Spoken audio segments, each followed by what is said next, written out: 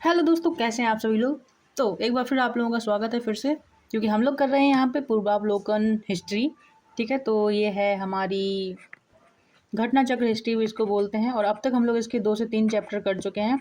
और आज बारी है चैप्टर नंबर आधुनिक भारत का सेक्शन जो है हम लोग इसमें कर रहे हैं। तो यहाँ पे आप देखिए, ये है आधुनिक भारत, इसका यूरोपीय कंपनियों का आगमन, ये वाला चैप्टर हम कर चुके हैं। ईस्ट इंडिया कंपनी और बंगाल के नवाब, ये भी कर चुके हैं। एंड चैप्टर 3 भी हमारा हो चुका है। आज है बारी चैप्टर 4 की। ठीक है, तो आज इस वीडियो में पूरी थ्योरी हम लोग कंप्लीट करेंगे। ठीक है, उसके बाद में एमसीक्यू देखेंगे। तो थोड़ा सा बड़ा चैप्टर है, इसलिए दिल थाम के बैठना और आराम से बैठना। ठीक है, पूरा चैप्टर एकदम समझ में आने वाला है। चलो, तो ये है हमारा चैप्टर गवर्नर जनरल और वायसराय, इन तीनों के बारे में। मतलब वो एक ही है, पोस्ट धीरे धीरे बढ़ती जाती है। तो जो गवर्नर था वो गवर्नर जनरल हो जाता है, उसके बाद में वही गवर्नर जनरल बाद में वायसराय के नाम से पहचाना जाता है। इसी के बारे में ये चैप्टर है। तो जितने भी गवर्नर हैं, गवर्नर जनरल हैं, वायसराय हैं, उन्होंने क्या किया है, किस टाइम पे कोई काम किया है, कोई काम अच्छा किया है, कोई काम बुरा किया है, उन सब के बारे में इस चैप्टर में है। ठीक है, तो ये एक तरह से मान लो कि सारे गवर्नर जनरल के काम एक ही चैप्टर में निपट जाएंगे। आज स्टार्ट करते हैं। सबसे पहले बारी आती है क्लाइव की। क्लाइव के समय में असैनिक तथा सैनिक दोनों सुधार हुए थे। जो रॉबर्ट क्लाइव था उसके टाइम पे सैनिक और असैनिक दोनों सुधार हुए थे। असैनिक सुधारों के अंतर्गत क्लाइव ने उपहार लेना तथा निजी व्यापार बंद करा दिया था। आज के टाइम पे भी अगर कोई सरकारी आदमी होता है तो वो किसी से उपहार नहीं ले सकता। जैसे कि कोई बोले कि अरे सर को तो मैंने ये गाड़ी उपहार स्वरूप दी है, तो नहीं माना जाएगा, तो वो उसे एक रिश्वत के रूप में माना जाएगा कि रिश्वत दी है। ठीक है, तो ठीक इसी तरह से जो निजी व्यापार है, कोई भी गवर्नमेंट एम्प्लॉय होगा वो निजी व्यापार नहीं कर सकता है, क्योंकि ये भी एक तरह से वो माना जाएगा कि तुम अपनी पोस्ट का गलत फायदा उठा रहे हो। ठीक, तो ये चीज़ कहाँ से चली आ रही है, क्लाइव ने स्टार्ट की थी, वहीं से चली आ रही है। इसको थोड़ा सा ऐसे जूम कर लिया है, ठीक से समझ में आएंगी चीज़ें। ठीक है, उपहार लेना और निजी व्यापार बंद करा दिया था इसने, किसने, क्लाइव ने। उसने आंतरिक कर देना अनिवार्य बना दिया था, और सैनिक सुधारों के अंतर्गत क्लाइव ने आज्ञा दी कि दोहरा भत्ता बंद कर दिया जाए, तथा जनवरी 1776 1766 में 66 बोला जाएगा इसको, 76 नहीं 66, 1766 से यह भत्ता केवल उन सैनिकों को ही मिलता था जो बंगाल तथा बिहार की सीमा से बाहर कार्य करते थे। अब यहाँ पे एक टर्म यूज हुआ है, कौन सा टर्म, ये यहाँ पे आप देखो, उसने आंतरिक कर देना अनिवार्य कर दिया था। तो ये किस तरह का आंतरिक कर था। इस आंतरिक कर का मतलब था, जो ईस्ट इंडिया कंपनी के जो एम्प्लॉय थे उन्होंने अपना बिजनेस खोल लिया था, तो उस बिजनेस को लीगल ठहराया जाए तो उसके लिए उन्हें कुछ टैक्स देना पड़ता था कि तुम ये आंतरिक मूल्य दे दो, इतना शुल्क दे दो, टैक्स दे दो, उसके बाद में तो अपना जो व्यापार है वो करते रहो, उसमें कोई दिक्कत नहीं है। ठीक है, लेकिन फिर उसके बाद अब जिन लोगों के बिजनेस खुल चुके हैं उसके बाद अब कोई भी निजी व्यापार नहीं करेगा, उसके लिए भी उसने व्यवस्था कर दी थी। क्योंकि जो लोग जो ईस्ट इंडिया एम्प्लॉय के कंपनी के एम्प्लॉय थे, वो जो अपना निजी व्यापार चालू कर रहे थे तो वो ईस्ट इंडिया कंपनी पे कम ध्यान दे रहे थे। ठीक है, उनका जो पूरा ध्यान था अपनी कंपनी के ऊपर शिफ्ट हो जा रहा था। तो इसलिए फिर उसने बोला था कि अब कोई निजी व्यापार नहीं करेगा, और जो लोग कर रहे हैं उनके लिए जो इंटरनल टैक्स है, जो ड्यूटी थी, इंटरनल ड्यूटी, वो लेना चालू कर दी थी उसने। ठीक है, तो ये आंतरिक कर का मतलब यही है यहाँ पे। अब यहाँ पे नेक्स्ट चीज़ क्या थी कि सैनिक सुधारों के अंतर्गत क्लाइव ने आज्ञा दी कि दोहरा भत्ता बंद किया जाएगा। तो अब यहाँ पे एक और शब्द आ गया है, दोहरा भत्ता। ये दोहरा भत्ता क्या था, तो ये जो दोहरा भत्ता है, आपको याद होगा 1757 में एक प्लासी का युद्ध हुआ था। ठीक है, तो उस प्लासी के युद्ध में सबसे पहले मीर जाफर ने जो है अंग्रेजों का जितना नुकसान हुआ था उसको भरने के लिए, उसको भरपाई के रूप में जो सैन्य भत्ता है वो देना चालू किया था। तो इस चीज़ को हम कह सकते हैं, जो दोहरा भत्ता है, जो डबल भत्ता है, एक विशेष युद्धकालीन वित्तीय सहायता थी जो बंगाल सेना के अधिकारियों को दी जाती थी। ठीक है, और ये भत्ता हमने अभी बताया कि पहली बार किसने दिया था, मीर जाफर ने दिया था। किस लिए दिया, प्लासी के युद्ध में जो कंपनी को नुकसान हुआ था उसके सैन्य खर्चों में मदद करने के लिए शुरू किया गया था। ठीक है, और इसका मुख्य उद्देश्य क्या था, इसका उद्देश्य था कि यह भत्ता सैनिकों को तब दिया जाता था जब वे अपनी छावनी या मुख्यालय से कहीं दूर सक्रिय युद्ध में सेवा दे रहे हों। ठीक है, कहीं पे वॉर हो रही है और वो लोग अपने जो कुछ छावनी है उससे बाहर है, जैसे कि मेरठ के सैनिक हैं, और अगर हम एक अलग रेजिडेंसी है और मेरठ के सैनिक है कहीं बाहर जाके युद्ध कर रहे हैं, तो उनको हम अलाउंस देते हैं। ठीक है, कि ये तुम्हारे और एक्स्ट्रा खर्ची के लिए है ये। लेकिन उसके बाद में जो सैनिक थे वो अपने घर पे ही हैं, अपने मुख्यालय पे हैं, तब भी उन्हें वो भत्ता मिल रहा था। तो क्लाइव ने क्या किया कि अब तुम्हें नहीं मिलेगा भत्ता, जो लोग मुख्यालय में हैं, जो लोग हेडक्वार्टर में हैं, उनको नहीं मिलेगा। जो बाहर हैं, जो सैनिक बाहर सेवा दे रहे हैं, जो बंगाल और बिहार की सीमा के बाहर हैं, उन्हें उन्हें ये भत्ता दिया जाएगा। तो ये सुधार रॉबर्ट क्लाइव ने किए थे। इसके बाद में रॉबर्ट क्लाइव अपने प्रशासनिक सुधारों के अंतर्गत वॉरेन हेस्टिंग ने सर्वप्रथम 1772 ईस्वी में कोर्ट ऑफ डायरेक्टर्स के आदेश अनुसार बंगाल में द्वैत शासन की समाप्ति की घोषणा की और राजकीय कोषागार का स्थानांतरण मुर्शिदाबाद से कलकत्ता कर दिया था। अच्छा, ये जो चैप्टर है थोड़ा सा क्या करते हैं, मिक्स सा है। तो सारे जो लॉर्ड हैं, जितने गवर्नर हैं, उन सबके काम एक साथ इसमें बता दिए गए हैं। तो इसके लिए ना हर गवर्नर की बैक स्टोरी आपको पता होना जरूरी है। तो इसके लिए मैं रिकमेंड करूँगी, अगर आप पहले से पढ़ चुके हैं तो बहुत अच्छी बात है, वरना उसको जाके पढ़ना पड़ेगा आपको। तो जो स्पेक्ट्रम है अपनी हिस्ट्री की स्पेक्ट्रम, उसको एक बार पढ़ना पड़ेगा आपको, वरना इसके एमसीक्यू तो हम लगा लेंगे, एमसीक्यू ठीक रहेंगे लगाना, पर जब हम इसकी थ्योरी यहाँ पे पढ़ने के लिए आते हैं तो हमें इसकी बैक स्टोरी भी पता होनी चाहिए। जैसे कि अभी मैंने बताया कि यहाँ पे ये थोड़ा सा था, उसने बस इतना बोला कि उसने आंतरिक कर देना अनिवार्य करा दिया, इसके आगे पीछे कुछ नहीं है, बस आंतरिक कर देना अनिवार्य बना दिया। अभी आंतरिक कर क्या था ये समझाना पड़ रहा है आपको, ठीक है। उसने बोला दोहरा भत्ता बंद कर दिया, दोहरा भत्ता क्या था ये भी समझाना पड़ रहा है, ठीक है। तो यहाँ पे ये चीज़ें थोड़ा सा आ जाएंगी, ठीक। तो चैप्टर बड़ा हो सकता है, तो इसमें कोई घबराने वाली बात नहीं है, आपको चीज़ें सारी समझ में आएंगी लेकिन, ठीक है। तो नेक्स्ट आता है कि अब क्लाइव यहाँ पे ख़त्म हो चुका, ठीक। अब है ये वॉरेन हेस्टिंग। तो अपने प्रशासनिक सुधारों के अंतर्गत वॉरेन हेस्टिंग ने सर्वप्रथम 1772 ईस्वी में कोर्ट ऑफ डायरेक्टर्स के आदेश अनुसार बंगाल में द्वैत शासन लगा हुआ था उसको ख़त्म कर दिया था, और राजकीय कोषागार था उनका बंगाल में, उसको मुर्शिदाबाद से कलकत्ता कर दिया। उसके बाद में कलकत्ता की भी जो वैल्यू है वो बढ़ जाती है। अब वॉरेन हेस्टिंग का विचार था कि समस्त भूमि शासक की है, ठीक। तो राजस्व सुधारों को व्यवस्थित करने के लिए उसने परीक्षण और अशुद्धि, ट्रायल एंड एरर का नियम को अपनाया। तो ट्रायल एंड एरर का नियम किसका था? वॉरेन हेस्टिंग का था। किसका था? वॉरेन हेस्टिंग का था। नेक्स्ट, रेगुलेटिंग एक्ट 1773 के तहत जो ब्रिटिश संसद के द्वारा बंगाल में पहली बार कॉलेजिस्ट सरकार की व्यवस्था की गई, ठीक है। तो रेगुलेटिंग एक्ट 1773 के तहत ब्रिटिश संसद के द्वारा बंगाल में पहली बार कॉलेजिस्ट सरकार की व्यवस्था की गई। इस सरकार में एक अध्यक्ष 4 सदस्यों का प्रावधान किया गया। क्या था इसमें? एक अध्यक्ष और 4 सदस्य थे। कौन थे? एक अध्यक्ष और 4 सदस्यों का प्रावधान किया गया। अध्यक्ष को गवर्नर जनरल का पदनाम दिया गया। अध्यक्ष को क्या बुलाया गया? Governor general. वॉरेन हेस्टिंग 1774 में बंगाल का प्रथम गवर्नर जनरल नियुक्त हुआ। बंगाल का प्रथम गवर्नर जनरल कौन था? Warren Hastings. कब था? 1774 में, ठीक है। 2 क्वेश्चन कंप्लीट यहाँ से।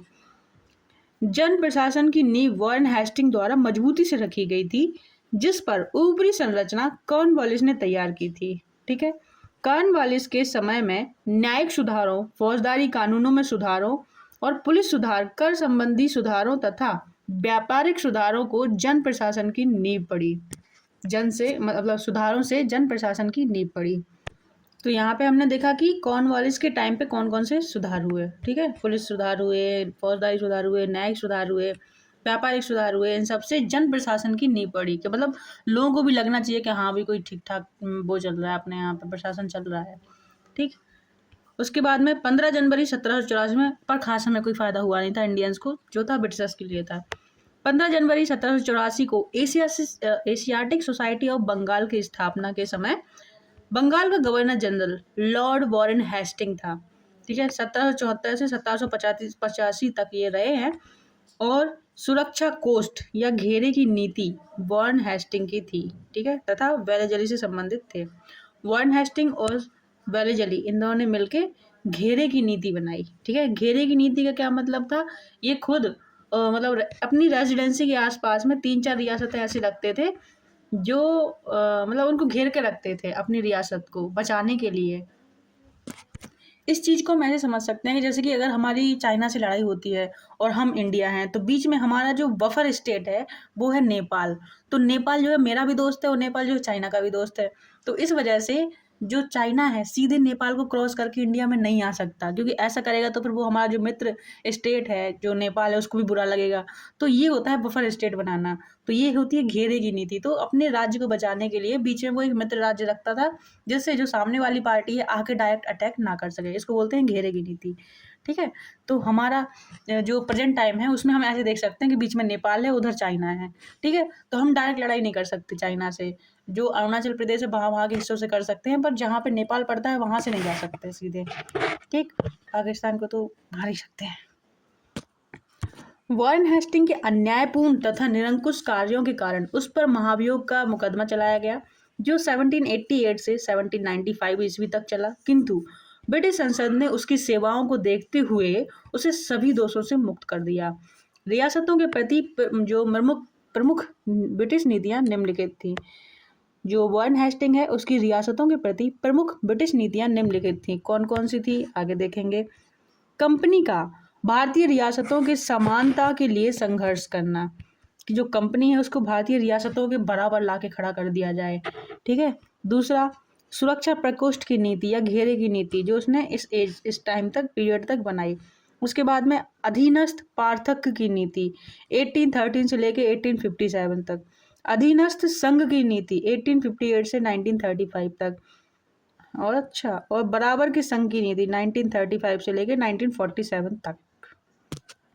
मतलब ये वो नीतियां हैं जो अभी तक प्रासंगिक हैं। ठीक है, कुछ है और कुछ हट चुकी हैं। इसके आगे हम देखेंगे दीवानी और फौजदारी कचहरियों के श्रेणीबद्ध संगठन के जरिए न्याय प्रदान करने की एक नई व्यवस्था की नींव अंग्रेजों ने रखी थी। इस व्यवस्था में वॉरेन हेस्टिंग ने आरंभ किया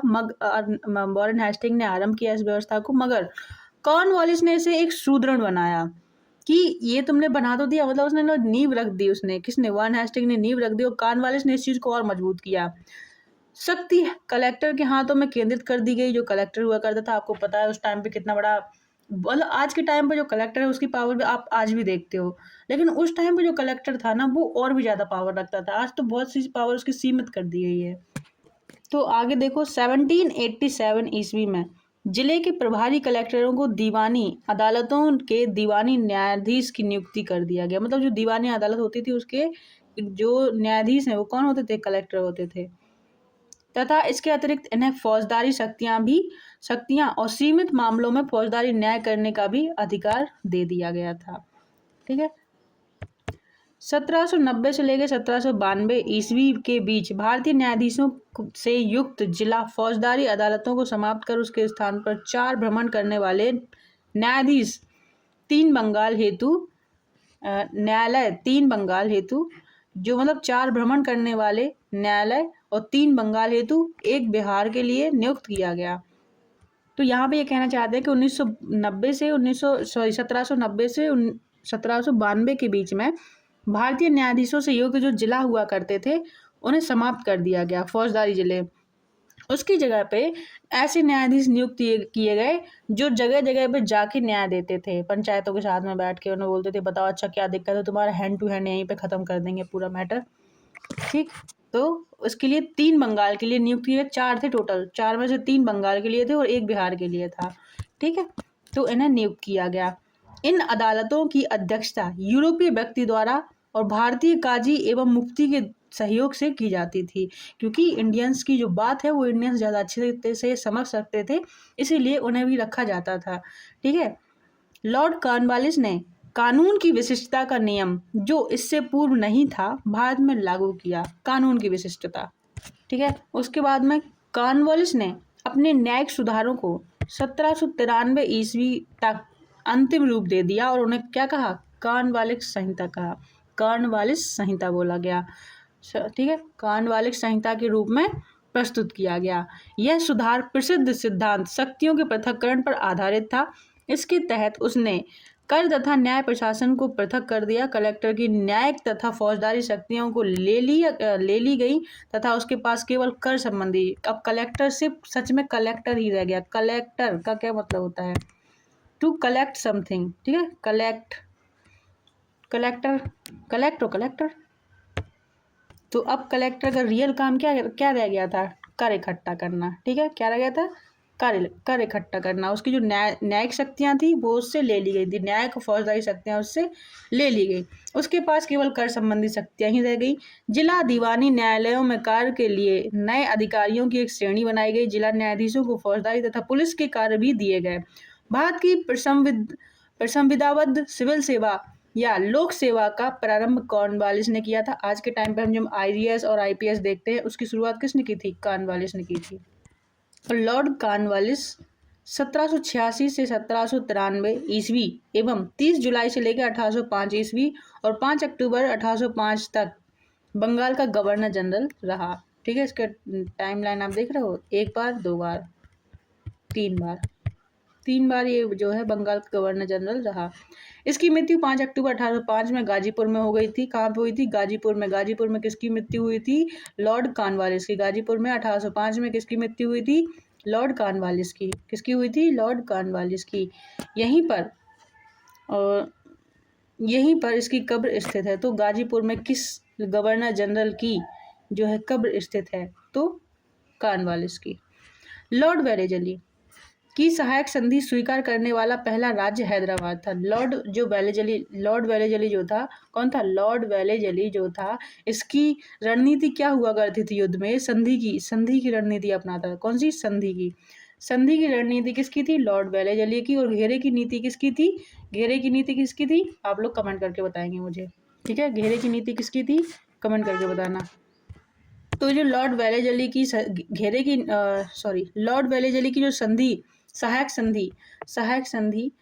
जो सहायक संधि जो हुआ करती थी, वो इसको स्वीकार करने वाला पहला राज्य कौन था? हैदराबाद। कौन था? हैदराबाद।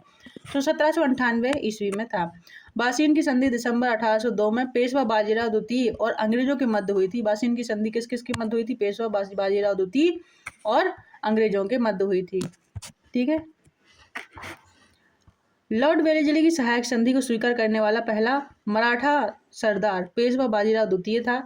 इस सहायक संधि के तहत बाजीराव द्वितीय ने अंग्रेजों की संरक्षता स्वीकार कर ली थी। और ये यहाँ पे ना ब्रिटिश जो मराठे हैं उनकी बहुत बड़ी गलती हो जाती है, क्योंकि इसके बाद से जो ब्रिटिशर्स हैं उन्हें मौका मिल जाता है कि वो मराठों की आंतरिक रणनीति में हस्तक्षेप कर सके। उनके घर में क्या कलेश चल रहा है, उनके यहाँ कौन एक दूसरे से चिढ़ रहा है, इन सब चीज़ों का जो है वो लोग उन्हें पता कर लिया, फिर उन्हें आपस में ही भिड़ा दिया। ठीक है, तो ये चीज़ें हो जाती हैं। अंग्रेजों की संरक्षता किसने स्वीकार कर ली? मराठों ने स्वीकार कर ली। इस संधि की शर्तों के अनुसार, अच्छा इसकी शर्तें क्या थी? अंग्रेजों ने पेशवा को पूना में पुनः स्थापित करने के साथ लगभग 6000 सैनिक पेशवा की रक्षा हेतु उसके राज्य में रखने का वादा किया। और 6000 सैनिक रख तो देते थे, लेकिन उनका खर्चा कौन उठाएगा? पेशवा ही उठाएगा। ठीक है, तो इस तरह से अंग्रेजों के पास सैनिक भी बने रहते थे और उनका खर्चा भी उन्हें नहीं उठाना पड़ता था। क्यों? क्योंकि वो भारतीय रियासतों को दे देते थे कि उसकी जो हमारी सैनिक जो है ना तुम्हारे पास में रहेंगे, और इनकी वेतन वगैरह भी तुम ही दोगे, उनका खाना पीना भी तुम ही देखोगे। और वो सैनिक किसके हैं? सैनिक हैं अंग्रेजों के। तो बात किसकी मानेंगे? अंग्रेजों की। जिस दिन बोल देंगे कि भाई तुम इस राजा को मार के वापस आ जाओ, 6000 के 6000 वो मार के आ जाएंगे। ठीक है, उसके बाद में रक्षा हेतु उसके राज्य में रखने का वादा किया, जबकि इसके बदले में पेशवा ने अंग्रेजों को 26 लाख रुपए वार्षिक आय वाले क्षेत्र प्रदान करने पर सहमति जताई। और सैनिक तो रखे उनके राज्य में, ऊपर से 26 लाख रुपए वार्षिक आय वाले जो क्षेत्र थे वो अंग्रेजों ने ले लिए पेशवा से। ठीक है, देख रहे हो उनकी चालाकी? देख रहे हो तुम? चालाकी का लेवल समझो। इसके बाद में लॉर्ड वेलेजली 1798 से 1805 ने भारतीय राज्यों को अंग्रेजी राजनीतिक परिधि में लाने के लिए सहायक संधि प्रणाली का प्रयोग किया। वेलेजली ने, ठीक है, उसने सहायक संधि का आविष्कार नहीं किया। इस प्रणाली का अस्तित्व पहले से ही था, वह क्रमिक रूप से विकसित हुई। संभवतः डुप्ले प्रथम यूरोपीय था जिसने अपनी सेना किराए पर भारतीय राजाओं को दी थी। ये जो ओरिजिनलिटी है ये जो है डुप्ले की है। मतलब डुप्ले जो है फ्रांसीसी नेता था, फ्रांसीसी गवर्नर था, तो मान सकते हो फ्रांसीसी गवर्नर था जिसने ये पहली बार इस्तेमाल किया था डुप्ले ने। वेलेजली ने जस्ट कॉपी किया इसको और बहुत अच्छे से समझा। ठीक है, और वेलेजली ने इतना यूज़ किया ना इसको कि एकदम लोगों को लगने लगा कि लॉर्ड वेलेजली की नीति है। ठीक है, तो आज भी हम लोग जब पढ़ते हैं तो ये बोलते हैं कि लॉर्ड वेलेजली ने स्टार्ट की थी ये नीति, जबकि वो थी किसकी, बेचारे डुप्ले की थी। अच्छा काम कर रहा था, बाद में उसको बुला लिया गया था वापस कि बहुत लड़ाई वड़ाई कर रहे हो तुम, वापस चले आओ फ्रांस। तो फिर उसके बाद में ब्रिटिशर्स की तो बल्ले बल्ले हो जाती कि अरे डुप्ले चला गया ना, तो ब्रिटिशर्स को मार रहा था डुप्ले, क्योंकि मतलब परेशान कर रखा था, इतना युद्ध इतना युद्ध इतना युद्ध कर ब्रिटिशर्स भी परेशान हो गए थे। पर वो डुप्ले जो है ना अकेला था ऐसा जो सच में ब्रिटिशर्स को कुछ कर सकता था ब्रिटिशर्स का, तो वो डुप्ले ही था। पर बाद में उसे बुला लिया जाता है तो फिर सब बर्बाद हो जाता है, जो कुछ डुप्ले ने जीता था उसको ऐसे फ्री में मिल जाता है, ब्रिटिशर्स को वापस फ्री में मिल जाता है कि लाओ लाओ गया तुम्हारा डुप्ले। ठीक, अब डुप्ले का प्ले हो गया। जिसने अपनी सेना किराए पर भारतीय राजाओं को दी थी। अंग्रेजों ने भी यह प्रणाली अपनाई। प्रथम सहायक संधि 1765 में अवध से की गई, जब कंपनी ने निश्चित धन के बदले उसकी सीमाओं की रक्षा करने का वचन दिया। ठीक, लॉर्ड वेलेस्ली द्वारा विशिष्ट रूप से प्रवर्तित सहायक संधि को स्वीकार करने वाले राज्य कौन कौन से थे, तो यहाँ पे उनके नाम दिए गए हैं, एक मिनट हम देख ले। नाम देखेंगे, हैदराबाद 1798 से 1800, मैसूर 1799 में, तंजौर अक्टूबर 1799 में, अवध 1801 में, पेशवा 1802 में, बरार दिसंबर 1803 में और सिंधिया 1804 में, सिंधिया ग्वालियर, जोधपुर, जयपुर, मच्छेरी, बूंदी, भरतपुर, इन सब ने सहायक संधि स्वीकार की। आगे है लॉर्ड विलियम बेंटिंक ने जुलाई 1828 ईस्वी में बंगाल का गवर्नर जनरल का कार्यभार संभाला। 1828 में Lord William Bentinck governor general बन जाता है। क्या बन जाता है, अभी तक गवर्नर था। गवर्नर कौन था, लॉर्ड वेलेस्ली था, सॉरी वो था लॉर्ड वॉरेन हेस्टिंग। जो वॉरेन हेस्टिंग था वो पहला था, उसके बाद में लॉर्ड वेलेस्ली है। ये भी लॉर्ड वेलेस्ली ने, सॉरी ये तो क्या हो गया, लॉर्ड वेलेस्ली नहीं, कहाँ गया, Lord William Bentinck. Lord William Bentinck ने जुलाई 1828 में बंगाल का गवर्नर जनरल का कार्यभार संभाला। इससे पहले कौन काम कर रहा था यहाँ पे, वेलेस्ली। उससे सबसे पहले पहला गवर्नर जनरल कौन था बंगाल का गवर्नर जनरल, तो क्या बोलोगे, वॉरेन हेस्टिंग। ठीक है, तो लॉर्ड विलियम बेंटिक ने जुलाई 1828 में गवर्नर जनरल का कार्यभार संभाला। उसने सती प्रथा, बालिका शिशु वध जैसी सामाजिक कुरीतियों को समाप्त करने के लिए प्रभावकारी प्रयत्न किए। तो जो सती प्रथा है, बालिका और शिशु वध, जो चाइल्ड डेथ है, वो रोकने की कोशिश किसने की थी, तो विलियम बेंटिक ने की थी। ठीक है, और ठगी समाप्त कर शांति और व्यवस्था स्थापित की। तो ठगी को समाप्त करने का श्रेय भी किसे जाता है, विलियम बेंटिक को। उसने कोर्ट ऑफ डायरेक्टर्स की इच्छाओं के अनुसार भारतीय रियासतों के प्रति यथासंभव तटस्थता की नीति अपनाई। जयपुर में अव्यवस्था ने एक ऐसा उग्र रूप धारण कर लिया कि ब्रिटिश रेजिडेंसी पर ही प्रहार कर दिया गया, परंतु इस पर भी बेंटिक ने हस्तक्षेप करना स्वीकार नहीं किया। और इसी के आगे क्या, इसी प्रकार जोधपुर, बूंदी, कोटा तथा भोपाल में अपने हस्तक्षेप नहीं किया, उसने हस्तक्षेप नहीं किया था कहीं भी। ठीक है, यद्यपि ऐसा करने के लिए पर्याप्त कारण थे, परंतु उसने इस नीति का अनुकरण को छोड़कर 1831 ईस्वी में मैसूर तथा 1834 में कुर्ग, कछार और जैंतिया की रियासतों को अपने प्रदेश में मिला लिया, क्योंकि वहाँ बहुत अधिक अव्यवस्था थी। विलियम बेंटिक के शासन के 7 वर्षों में पुरानी निरंतर युद्धों का संयोजन की नीति तिलांजलि दे दी। मतलब कि जो जो पहले वो इतने युद्ध होते रहते थे उन सबको इसने सब छोड़ दिया, चुपचाप वो कुछ ऐसा करता था कि सारी रियासतों जो ज़्यादा उधम मचा रही होती थी, रियासतें ज़्यादा रिवोल्ट कर रही होती थी, उनको उसने अपने अंदर मिला लिया, बाकी सबको ऐसे छोड़ दिया, मतलब ज़्यादा हस्तक्षेप नहीं किया। ठीक है, तो इस तरह से यहाँ पे कहा गया है कि शासन के 7 वर्षों पुरानी निरंतर युद्धों का संयोजन की नीति को तिलांजलि दे दी। भारत के इतिहास में बेंटिक का नाम सामाजिक तथा प्रशासनिक सुधारों के कारण स्मरण किया जाता है।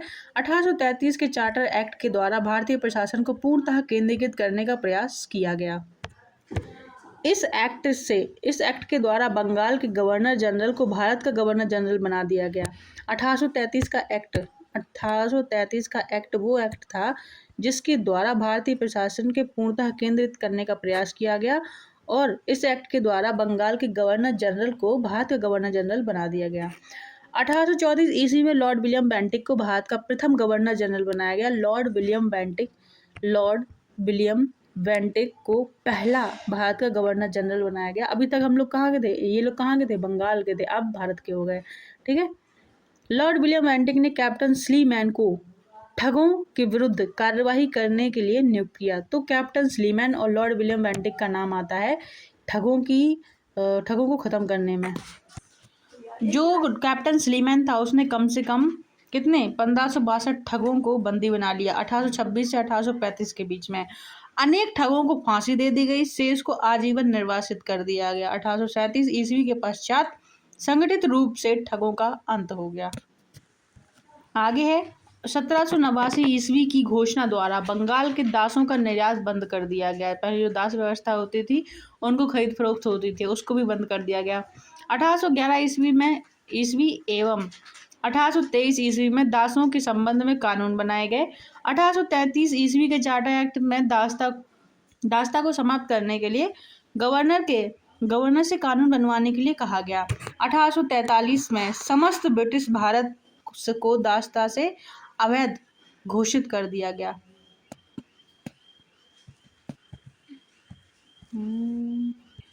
तो यहाँ पे 1860 ईस्वी में भारतीय दंड संहिता के अनुसार भारतीय एक्ट के अनुसार दासता को अपराध घोषित कर दिया गया कि अगर आप कोई भी दासों की खरीद फरोख्त करता है तो ये एक दंडनीय अपराध है। ठीक है, इसके बाद में आता है अपराध घोषित कर दिया गया आंग्ल नेपाल युद्ध 1814 से 16 के बीच में लॉर्ड हेस्टिंग के गवर्नर जनरल काल में हुआ था। जब लॉर्ड हेस्टिंग गवर्नर जनरल था 1814 से 16, तो इसका जो काल था 13 से 23 के बीच में था, और जो नेपाल युद्ध था 1814 से 16 के बीच में था। तो जो लॉर्ड गवर्नर हेस्टिंग है उसके टाइम पे आंग्ल नेपाल युद्ध हुआ था, जो कि सुगौली की संधि से समाप्त हुआ था। सुगौली की संधि 2 दिसंबर 1815 को लेखबद्ध हुई थी, जिसे 4 मार्च 1816 को अनुमोदित किया गया था। अब क्वेश्चन यहाँ पे पूछा जा सकता है सुगौली की संधि जो है किस किस के बीच में हुई थी, तो नेपाल और अपने ब्रिटिशर्स के बीच में हुई थी। ठीक है, 1815 को लेखबद्ध हुई थी ये। ठीक है, ये इम्पोर्टेंट नहीं है। 1854 में स्लीमैन के स्थान पर जेम्स आउटरम को अवध का ब्रिटिश रेजिडेंट बनाया गया। उसने कहा कि अवध का प्रशासन बहुत दूषित है तथा जनता की अवस्था बहुत शोचनीय है। आउटरम की रिपोर्ट को ही फरवरी 1856 में अवध के अधिग्रहण का आधार बनाया गया। एक तरह की ये झूठी रिपोर्ट थी।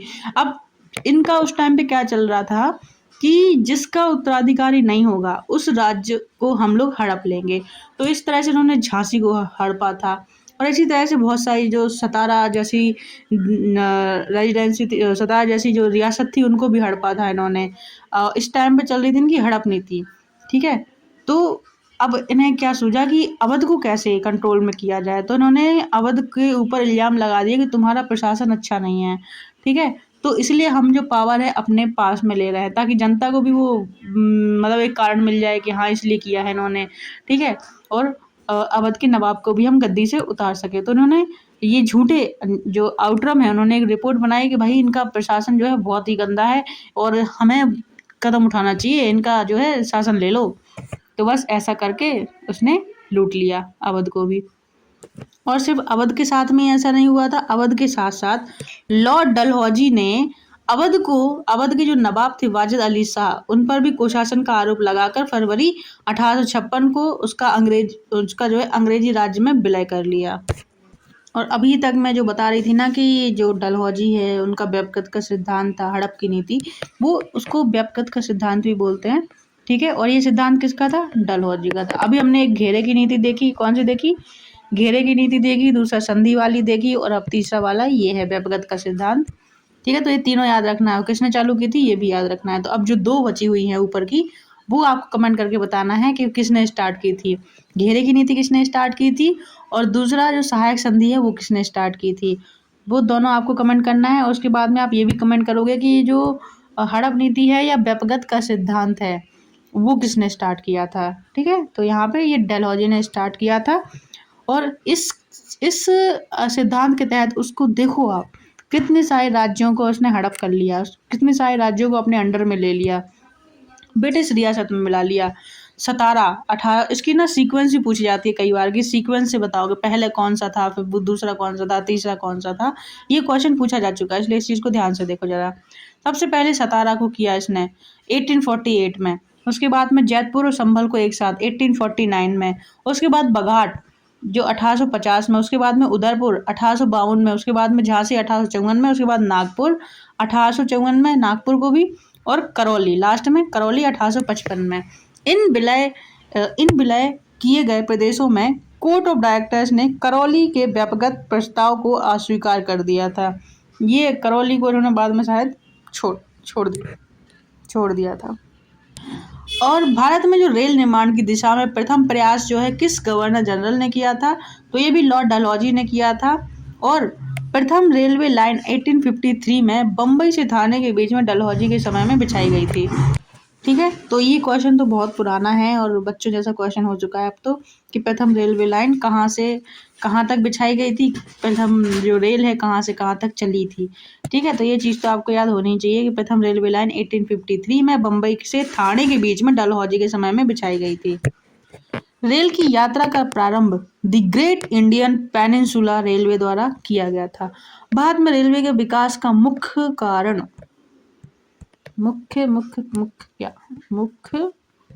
मुख्य उद्देश्य कच्चे माल को देश के आंतरिक भागों से बंदरगाहों तक ले जाना था। ठीक है, इसलिए वो थाने से चलाई गई थी। और इसका जो दूसरा पर्पस था जो है सेना को दूर दराज के क्षेत्रों तक पहुंचाना, जल्दी पहुंचती थी और एक लाइन हुआ करती थी तो इधर से उधर करते रहते थे, ताकि ब्रिटिश शासकों के प्रति होने वाले किसी भी विद्रोह को सरलता से कुचला जा सके। रणनीति देख रहे हो तुम बेटे। रेलवे का सर्वाधिक विस्तार 1900 ईस्वी के आसपास लॉर्ड कर्जन के समय पे हुआ था। ब्रिटिश भारतीय राज्य क्षेत्र का अंतिम प्रमुख विस्तार लॉर्ड डफरिन के समय में हुआ, जब 1885 ईस्वी में तृतीय आंग्ल बर्मा युद्ध के बाद में 1 जनवरी 1886 को बर्मा को ब्रिटिश भारत में मिला लिया गया। डलहौजी से पूर्व सार्वजनिक निर्माण का कार्य एक सैनिक बोर्ड पर था। इसके कार्यकाल में पहली बार एक अलग सार्वजनिक निर्माण विभाग बनाया गया और सार्वजनिक उपयोग के कार्य के लिए बहुत सा धन व्यय किया जाने लगा। ईश्वर चंद्र विद्यासागर के अथक प्रयासों के फलस्वरूप लॉर्ड कैनिंग के समय हिंदू विधवा पुनर्विवाह अधिनियम 1856 पारित हुआ था। किसके प्रयासों से हुआ था और किसके टाइम पे हुआ था, ये दोनों चीज आपको याद रखने लायक है। ईश्वर चंद्र विद्यासागर के प्रयासों से और किसके टाइम पे हुआ था, लॉर्ड कैनिंग के टाइम पे। ठीक है, कुछ काम तो ठीक कर देते। एक थोड़ा सा एक इशू आ रहा है, एक मिनट रुकना, मेरी पेंसिल नहीं मिल रही है, कहाँ चली गई।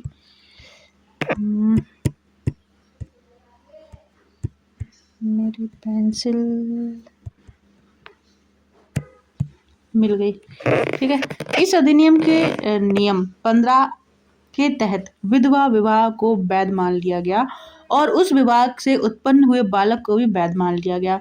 विधवाओं के कल्याण से जुड़े अन्य नेता थे कौन कौन से? पश्चिम भारत में विष्णु शास्त्री थे और धोंदो केशव कारवे। ठीक है, धोंदो केशव कारवे 1899 ईस्वी में पूना में विधवा आश्रम की स्थापना की थी उन्होंने। और 1857 ईस्वी की महान क्रांति का सबसे महत्वपूर्ण परिणाम था महारानी की उद्घोषणा। यह उद्घोषणा 1 नवंबर 1858 को इलाहाबाद में हुए दरबार में लॉर्ड कैनिंग के द्वारा उद्घोषित की गई। इसमें ईस्ट इंडिया कंपनी के शासन की समाप्ति और जो ईस्ट इंडिया कंपनी है उसके शासन की समाप्ति और भारत के शासन को सीधे ब्रिटिश शाही ताज के अंतर्गत लाए जाने की घोषणा की गई थी, क्योंकि 1857 में बहुत बड़ी क्रांति हुई थी एक। ठीक है, और उसके बाद में जो पूरा शासन है वो रानी ने अपने हाथ में ले लिया था। इसके तहत लॉर्ड कैनिंग ब्रिटिश भारत का प्रथम वायसराय बन गए। महारानी विक्टोरिया को भारत की साम्राज्ञी 1877 ईस्वी में नियुक्त किया गया। जनवरी 1877 में आयोजित किए गए दिल्ली दरबार में इन्हें कैसर-ए-हिंद की उपाधि प्रदान की गई थी। ठीक है, कैसर-ए-हिंद की उपाधि महारानी विक्टोरिया को प्रदान की गई थी। प्रथम आंग्ल एक ऐसी ही उपाधि जो है महात्मा गांधी को भी मिली है। प्रथम आंग्ल अफगान युद्ध 1839 से 1842 के मध्य में हुआ था। इस दौरान भारत के गवर्नर जनरल ऑकलैंड थे। कौन थे? ऑकलैंड।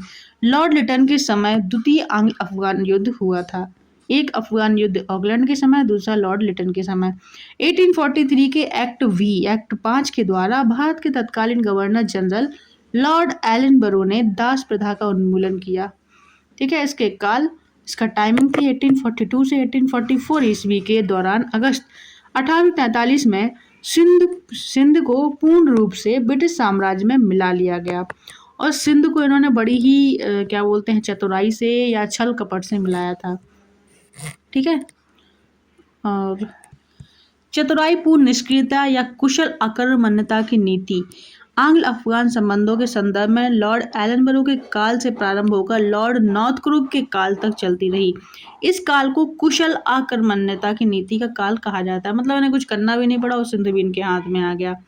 इस नीति को प्रायः जॉन लॉरेंस के नाम से विशिष्ट रूप से संबंधित किया जाता है, पर ये इतना इम्पोर्टेंट नहीं है।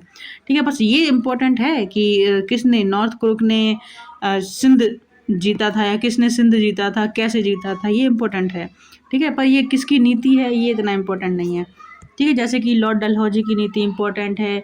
ठीक है, वो घेरे की नीति इम्पोर्टेंट है अपना, और एक और जो नीति बता रही थी मैं वो भी इम्पोर्टेंट है।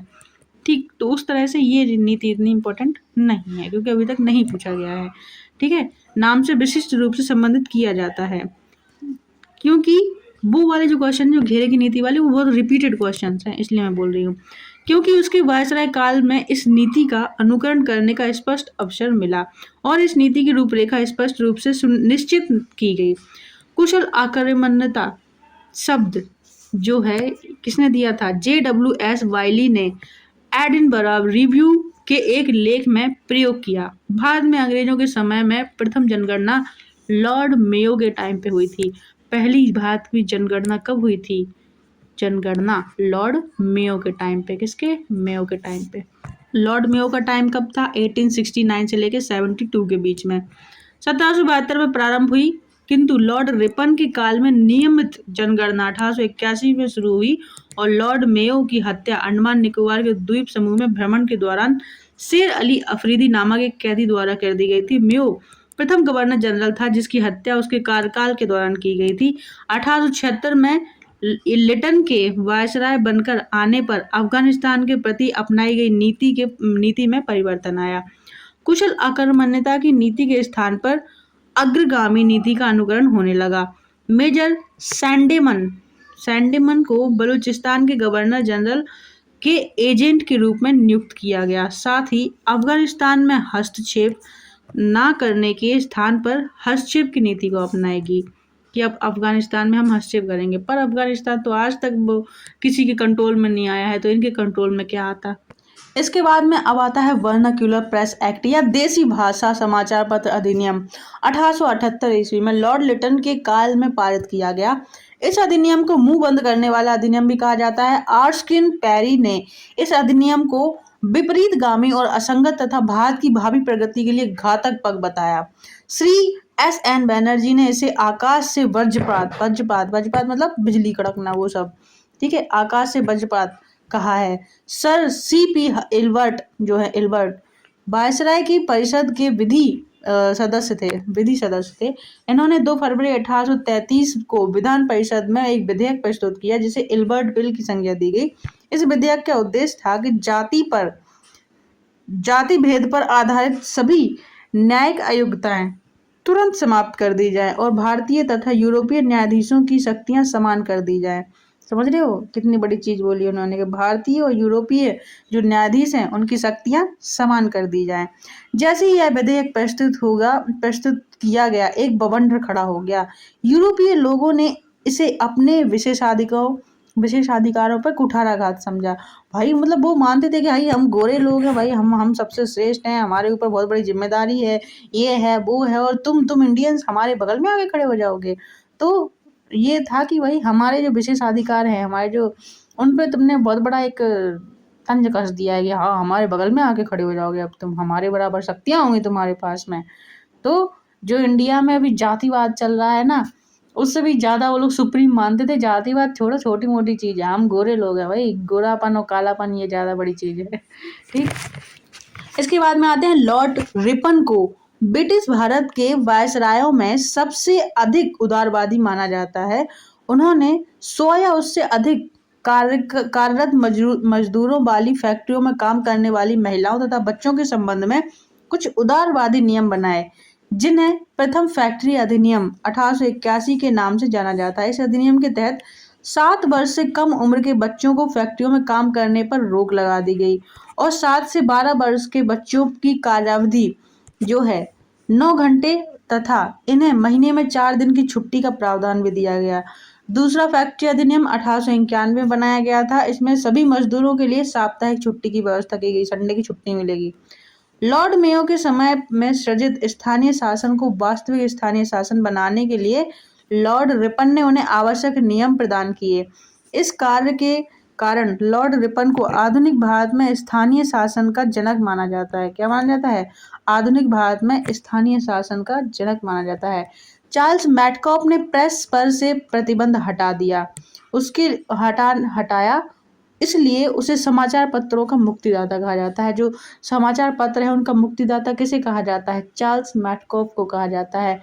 क्योंकि अभी जो वर्नाक्युलर प्रेस एक्ट लगा था उससे यही तो हुआ था कि कोई भी प्रेस पे कुछ भी छपेगा उससे पहले वो जो सरकार है, गवर्नमेंट है, उससे होते हुए गुजरेगा। तो जो उस सरकार को छपवाना होगा वही छपवाएगी और जो नहीं छपवाना होगा उसको से काट पीट के तुम्हारा न्यूज़पेपर ही बंद कर देती थी। ठीक, तो ये सब चीज़ जो है चार्ल्स मैटकॉफ ने ख़त्म कर दी थी, इसलिए उसे समाचार पत्रों का मुक्तिदाता कहा जाता था। भारत में पुरातत्व सर्वेक्षण संबंधी प्रयास 1784 ईस्वी में कलकत्ता में विलियम जोन्स द्वारा एशियाटिक सोसाइटी की स्थापना के साथ प्रारंभ हुए थे। 1861 ईस्वी में लॉर्ड कैनिंग द्वारा अलेक्जेंडर कनिंघम को पुरातात्विक सर्वेक्षण नियुक्त किया गया था। और जो लॉर्ड कनिंघम है इन्हीं को जो पुरातत्व का पिता कहा जाता है, पुरातत्व की जनक कहा जाता है, ऐसा कुछ कहा जाता है। ठीक है, अगला है नियुक्त किया गया था तथा 1871 ईस्वी में पुरातत्व सर्वेक्षण को सरकार में एक अलग विभाग बनाया गया। लॉर्ड कर्जन के कार्यकाल कब तक? 1899 से 1905 के दौरान वर्ष 1901 में भारतीय पुरातत्व सर्वेक्षण ASI को एकीकृत एवं केंद्रीकृत स्वरूप देने हेतु देते हुए जॉन मार्शल जो है 1902 में पदभार ग्रहण किया। जॉन मार्शल को इसका नया महानिदेशक नियुक्त किया गया। प्राचीन स्मारक संरक्षण अधिनियम 1904 के द्वारा लॉर्ड कर्जन ने भारत में पहली बार ऐतिहासिक इमारतों की सुरक्षा एवं मरम्मत की ओर ध्यान देते हुए 50,000 पौंड की धनराशि का आवंटन किया। कितना? 50,000 पौंड की धनराशि सिर्फ ऐतिहासिक इमारतों को सुरक्षित करने के लिए, उनकी मरम्मत करने के लिए। गोपाल कृष्ण गोखले, जो कि गोपाल कृष्ण गोखले को राजनीतिक गुरु कहा जाता है, किसका? महात्मा गांधी का। गोखले ने कर्जन के प्रशासन की तुलना मुगल सम्राट औरंगजेब से की थी। नवंबर 1905 में लॉर्ड कर्जन के स्थान पर लॉर्ड मिंटो को भारत का वायसराय नियुक्त किया गया तथा जॉन मार्ले को भारत का राज्य सचिव नियुक्त किया गया। इनके द्वारा किए गए सुधारों को मार्ले मिंटो सुधार, मिंटो के द्वारा और मार्ले के द्वारा किए गए जो सुधार थे उनको मार्ले मिंटो सुधार 1909 के नाम से जाना जाता है। इस अधिनियम के द्वारा मुसलमानों के लिए पृथक मताधिकार, इंपॉर्टेंट है देखो, ठीक है। इस अधिनियम के द्वारा मुसलमानों के लिए पृथक मताधिकार तथा पृथक निर्वाचन क्षेत्रों की स्थापना की गई। वायसराय लॉर्ड हार्डिंग द्वितीय के समय भारत की राजधानी का कलकत्ता से दिल्ली स्थानांतरण हुआ। किसके टाइम पर हुआ? लॉर्ड हार्डिंग के टाइम पर भारत की राजधानी कलकत्ता से दिल्ली हो गई। कलकत्ता से दिल्ली कब हुई? लॉर्ड हार्डिंग के टाइम पे, ठीक है। लॉर्ड हार्डिंग द्वितीय ने 1911 ईस्वी में जॉर्ज पंचम एवं महारानी मैरी को भारत बुलाया। 1911 में दिल्ली दरबार लगाया इन्होंने, भारत में बुलाया और दिल्ली के भव्य दरबार का आयोजन किया, जिसे दिल्ली दरबार तृतीय के नाम से जाना जाता है। ठीक है, 1911 में ब्रिटेन में कौन था? जॉर्ज पंचम थे और महारानी मैरी थी। इसी दरबार में बंगाल विभाजन को रद्द कर दिया गया। 1905 में बंगाल का विभाजन हुआ और 1911 में बंगाल का विभाजन रद्द कर दिया गया। ठीक है, राजधानी के स्थानांतरण की घोषणा की गई थी इसी टाइम पे। ठीक है, तो अभी हम लोगों ने पूरी थ्योरी देख ली और अब इसके बाद में हम देखेंगे MCQ। ठीक है, तो यहाँ पे हमारा पहला क्वेश्चन हम यहाँ पे देख रहे हैं इस चैप्टर का। MCQ हम लोग अब कर रहे हैं। तो इसका पहला क्वेश्चन आप यहाँ पे देख रहे हैं। निम्नलिखित कथनों पर विचार कीजिए। रॉबर्ट क्लाइव बंगाल के प्रथम गवर्नर जनरल थे। दूसरा ऑप्शन है विलियम बेंटिक भारत के प्रथम गवर्नर जनरल थे। ठीक है, अब यहाँ पे क्वेश्चन को देखो कितने अच्छे से ट्रिक करने की कोशिश की गई है। ये IAS प्री 2007 का क्वेश्चन है। यहाँ पर एक नाम दिया गया है रॉबर्ट क्लाइव। क्या नाम है? Robert Clive. और इन्हें बताया गया है कि बंगाल के प्रथम गवर्नर जनरल थे। ठीक। दूसरा है विलियम बेंटिक, भारत के प्रथम गवर्नर जनरल थे। इतना क्वेश्चन सेम है और बंगाल और भारत कर दिया चेंज और यहाँ पे नाम बदल दिए। ठीक। तो कितना थोड़ा सा कंफ्यूजिंग और सिमिलर, मतलब देखा देखा सा भी है कि हाँ मतलब पढ़ा तो था कुछ ऐसा। तो ये बहुत ट्रिकी क्वेश्चन हो जाते हैं। तो इसको क्या कर सकते हैं, इसको हम बार बार याद कर सकते हैं। इसको तो बस वो कर सकते हैं कि बार बार बार बार बार बार जितनी बार हो सके उतनी बार इन क्वेश्चंस को देखना चाहिए। ठीक है। तो इस क्वेश्चन का लूप क्या है कि यहाँ पे नाम गलत है, यहाँ पे रॉबर्ट क्लाइव नहीं है। ठीक है। और यहाँ पे विलियम बेंटिक भारत के प्रथम गवर्नर जनरल थे, ये एकदम सही आंसर है। तो यहाँ पे हमारा जो राइट आंसर हो जाएगा ऑप्शन बी। अब हम इसकी एक्सप्लेनेशन देखेंगे क्यों ये गलत है। तो वॉरेन हेस्टिंग को 1774 में बंगाल का प्रथम गवर्नर जनरल नियुक्त किया गया था। भारत का कौन था? William Bentinck. ठीक है। तो बंगाल का जो प्रथम गवर्नर जनरल था वो रॉबर्ट क्लाइव नहीं थे, बल्कि कौन था? वॉरेन हेस्टिंग थे। ठीक। 1834 ईस्वी में लॉर्ड विलियम बेंटिक को भारत का प्रथम गवर्नर जनरल बनाया गया। ठीक है। रॉबर्ट क्लाइव बंगाल का पहला गवर्नर नियुक्त किया गया था, गवर्नर जनरल नहीं था, सिर्फ गवर्नर नियुक्त किया गया था रॉबर्ट क्लाइव को। ठीक है। जो इस पद पर 1758 से लेकर 60 ईस्वी एवं 1765 से लेकर 1767 ईस्वी की अवधि में रहा। तो ये हमारा पहला क्वेश्चन यहाँ पे कंप्लीट हो गया। और अगला प्रश्न है अब यहाँ पे, भारत के गवर्नर जनरल थे, पूछा गया है भारत के गवर्नर जनरल थे तो कौन थे? जस्ट अभी अभी हम लोगों ने पढ़ा है। यहाँ पर ये सारे ऑप्शन यहाँ पे गलत हो गए हैं क्योंकि अभी हमने ऊपर देखा लॉर्ड विलियम बेंटिक। तो क्या हुआ, ये लॉर्ड विलियम बेंटिक है यहाँ पर और यहाँ पे कोई ऑप्शन में नहीं है। तो ये RTS का है जो भी है। अगला प्रश्न देखेंगे जो कि BPSC प्री में पूछा गया था, री एग्जाम। तो भारत का प्रथम गवर्नर जनरल कौन था? देखो एक्सप्लेनेशन हमने एक बार पढ़ी और उस एक्सप्लेनेशन से हमारे कम से कम 5 से 6 क्वेश्चन होने वाले हैं। तो आप ये मत समझना कि वीडियो लेंदी है, मैं नहीं देख रहा हूँ, 2x पे देख लो, 2x पे देख लो, कोई दिक्कत नहीं है। पर ये नहीं सोचना कि ये इसकी एक्सप्लेनेशन क्यों और जल्दी जल्दी देख के ख़त्म करे। तुम जितना जल्दी देख के ख़त्म करने की कोशिश करोगे तुम्हें दोबारा लौट के यहीं आना पड़ेगा क्योंकि तुम्हारे दिमाग में कुछ गया ही नहीं। लेकिन तुम जब क्वेश्चन के साथ में एक्सप्लेनेशन पढ़ते जाओगे, उस चीज़ को समझने की कोशिश करोगे तो तुम्हारी चीज़ें एक ही बार में क्लियर हो जाएंगी, तुम्हें बार बार नहीं आना पड़ेगा। ठीक है। तो टाइम को वेस्ट करने की बजाय उसको यूटिलाइज करो।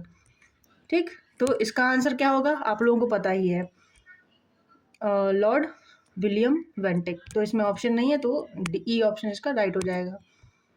इसमें पूछा गया भारत का, ठीक है ना, भारत का प्रथम गवर्नर जनरल। कई बार क्वेश्चन हमें पता होता है पर दिक्कत कहाँ आ जाती है?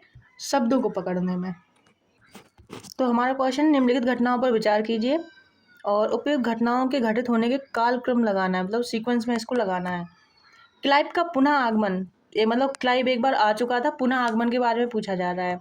इलाहाबाद की संधि हुई थी बक्सर के युद्ध के बाद में। तो बक्सर का युद्ध कब हुआ था?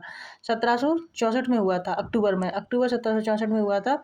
वॉरेन हेस्टिंग का भारत का प्रथम गवर्नर जनरल बनना, ये हुआ था इलाहाबाद की संधि हुई थी बक्सर के युद्ध के बाद हुई थी। ठीक है। क्योंकि बक्सर के युद्ध में तीनों राजा हार गए थे। ठीक है। तो 1765 में हो गई थी ये संधि, यानी कि पहले 3 ऑप्शन आएगा फिर 2 आएगा।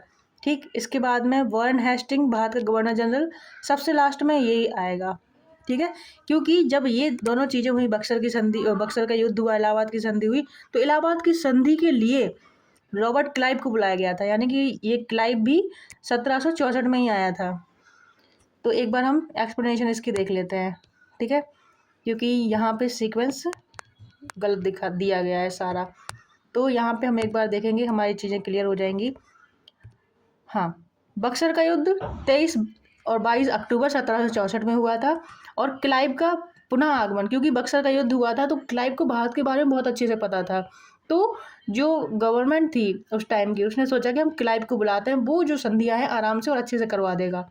तो युद्ध के बाद में तुरंत क्लाइव को बुलाया गया था। तो 3 मई अक्टूबर 64 में युद्ध खत्म हुआ और 3 मई 1765 में क्लाइव तुरंत भारत आ गया। और इलाहाबाद की संधि अगस्त मई के बाद में, मई जून जुलाई अगस्त, तीसरे महीने में उसने आके इलाहाबाद की संधि करवा दी। वॉरेन हेस्टिंग का बंगाल का गवर्नर जनरल बनना 1772 में हुआ। ठीक है, इस प्रश्न में त्रुटि है। वॉरेन हेस्टिंग को भारत का गवर्नर जनरल बताया गया है, जो कि गलत है। वह कलकत्ता प्रेसिडेंसी या बंगाल का गवर्नर है। गवर्नर 1772 ईस्वी में बना था। 1774 ईस्वी में बंगाल का गवर्नर जनरल बना। निकटतम उत्तर बी सही होगा। ठीक है, ये तो एक्सप्लेनेशन थी, पर ये चीज जो है थी इंपॉर्टेंट थी, तो ये हो गया। ठीक, अगला प्रश्न देखते हैं। क्वेश्चन नंबर 5 है यहाँ पर, निम्नलिखित कथनों में से कौन सा सही नहीं है? जन प्रशासन की नींव वॉरेन हेस्टिंग द्वारा मजबूती से रखी गई, जिस पर ऊपरी संरचना कॉर्नवालिस ने की। बी ऑप्शन है, ईस्ट इंडिया कंपनी के असैनिक और सैनिक सुधार करने का जो श्रेय है, ईस्ट इंडिया कंपनी में सैनिक और असैनिक सुधार करने का जो श्रेय है वो क्लाइव को था। और ऑप्शन सी पूछा गया है कि लॉर्ड क्लाइव बेंटिक सबसे बड़े ब्रिटिश शासकों में से एक था, क्योंकि उसने भारत में ब्रिटिश साम्राज्य को संग्रहित किया था। ऑप्शन डी यहाँ पे पूछा गया है, इसमें से सही नहीं है पूछा गया है। ठीक है, तो ऑप्शन डी है, लॉर्ड डलहौजी ने द्युति के सिद्धांत के आधार पर ब्रिटिश साम्राज्य में समृद्ध क्षेत्र जोड़े। द्युति मतलब लॉर्ड डलहौजी ने कौन सा वाला सिद्धांत अपनाया था?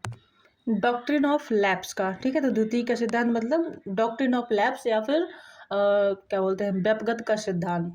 ठीक है, तो इसका जो राइट आंसर होगा ऑप्शन सी होगा कि लॉर्ड विलियम बेंटिक सबसे बड़े ब्रिटिश शासकों में से एक था, क्योंकि उसने भारत के साम्राज्य को संग्रहित किया था। तो ये वाला ऑप्शन जो है आपका गलत हो जाएगा। तो अब इसकी एक्सप्लेनेशन हम लोग देखते हैं। क्लाइव के समय में असैनिक तथा सैनिक दोनों सुधार हुए। असैनिक सुधारों के अंतर्गत क्लाइव ने उपहार लेना तथा निजी व्यापार बंद करा दिया था। ठीक है, और ये जो है आज भी हमारे यहाँ पे जब हम अपनी प्रशासन को देखते हैं तो वहाँ पे ना ये बहुत बड़े और बहुत महंगे उपहार लेना एक तरह का वो देखा जाता है कि तुमने भ्रष्टाचार किया है, तुमने रिश्वत ली है। ठीक है, तो ये चीज़ कहाँ से आई? यहीं से आई है। ठीक है, और जो गवर्नमेंट एम्प्लॉय होते हैं उनको निजी व्यापार भी नहीं करने देते हैं, क्योंकि अगर जैसे कोई एसडीएम है या आईएएस है तो वो अपना व्यापार कितनी इजीली रन कर सकता है कि नहीं? क्योंकि उसे किसी का डर ही नहीं है, न शासन प्रशासन में वो वैसे ही बैठा हुआ है, और कोई बिजनेसमैन कोई छोटा मोटा आएगा तो उसको तो वैसे ही धमका देगा। तो ये चीज़ तब बंद हुई थी और आज तक चल रही है। ठीक है, उसने आंतरिक कर देना अनिवार्य बना दिया। सैनिक सुधारों के अंतर्गत क्लाइव ने आज्ञा दी कि दोहरा भत्ता बंद कर दिया जाए, तथा जनवरी 1766 में यह भत्ता केवल उन सैनिकों को ही मिला था जो बंगाल तथा बिहार की सीमा के बाहर कार्य करते थे। इस चीज़ को हमने ऊपर वाली भी जो है वीडियो में देख चुके हैं। ठीक है, पहली वाली वीडियो में देख चुके हैं, जो अभी हमने ऊपर समझा उसमें। जन प्रशासन की नींव वॉरेन हेस्टिंग द्वारा मजबूती से रखी गई थी, जिस पर ऊपरी संरचना कॉर्नवालिस ने तैयार की थी। कॉर्नवालिस के समय में न्यायिक सुधारों, फौजदारी कानून में सुधारों, पुलिस सुधार और कर संबंधी सुधारों तथा व्यापारिक सुधारों से जन प्रशासन की नींव पड़ी थी। अब पॉइंट्स याद करने लायक है। कॉर्नवालिस किसके टाइम पे? कॉर्नवालिस के समय में न्यायिक सुधार, फौजदारी कानून में सुधार और पुलिस सुधार और कर संबंधी सुधार तथा व्यापारिक जो सुधार हैं, इतने सारे सुधार कॉर्नवालिस ने किए थे, से जन प्रशासन की नींव पड़ी थी। इससे विलियम बेंटिक के शासन के 7 वर्षों में पुराने निरंतर युद्धों तथा संयोजन की नीति को तिलांजलि दे दी गई। मतलब कि जो लगातार युद्ध की नीति थी उसको अब बंद कर दिया गया। ठीक है, 7 वर्ष पुरानी विलियम बेंटिक की। भारत के इतिहास में बेंटिक का नाम सामाजिक तथा प्रशासनिक सुधारों के कारण स्मरण किया जाता है। लॉर्ड डलहौजी ने व्यपगत के सिद्धांत के अंतर्गत 1848 में, नाम याद रखना अब जो आगे आने वाले हैं, क्योंकि इनका ना सीक्वेंस कई बार पूछ लिया जाता है कि कौन सा पहला जो है व्यपगत किया था, यानी कि अपने अंडर में लिया था। सबसे पहले लिया था सतारा 1849 में, और सतारा और जयपुर को एक साथ लिया, जयपुर तथा संभल को एक साथ लिया था 1850 में।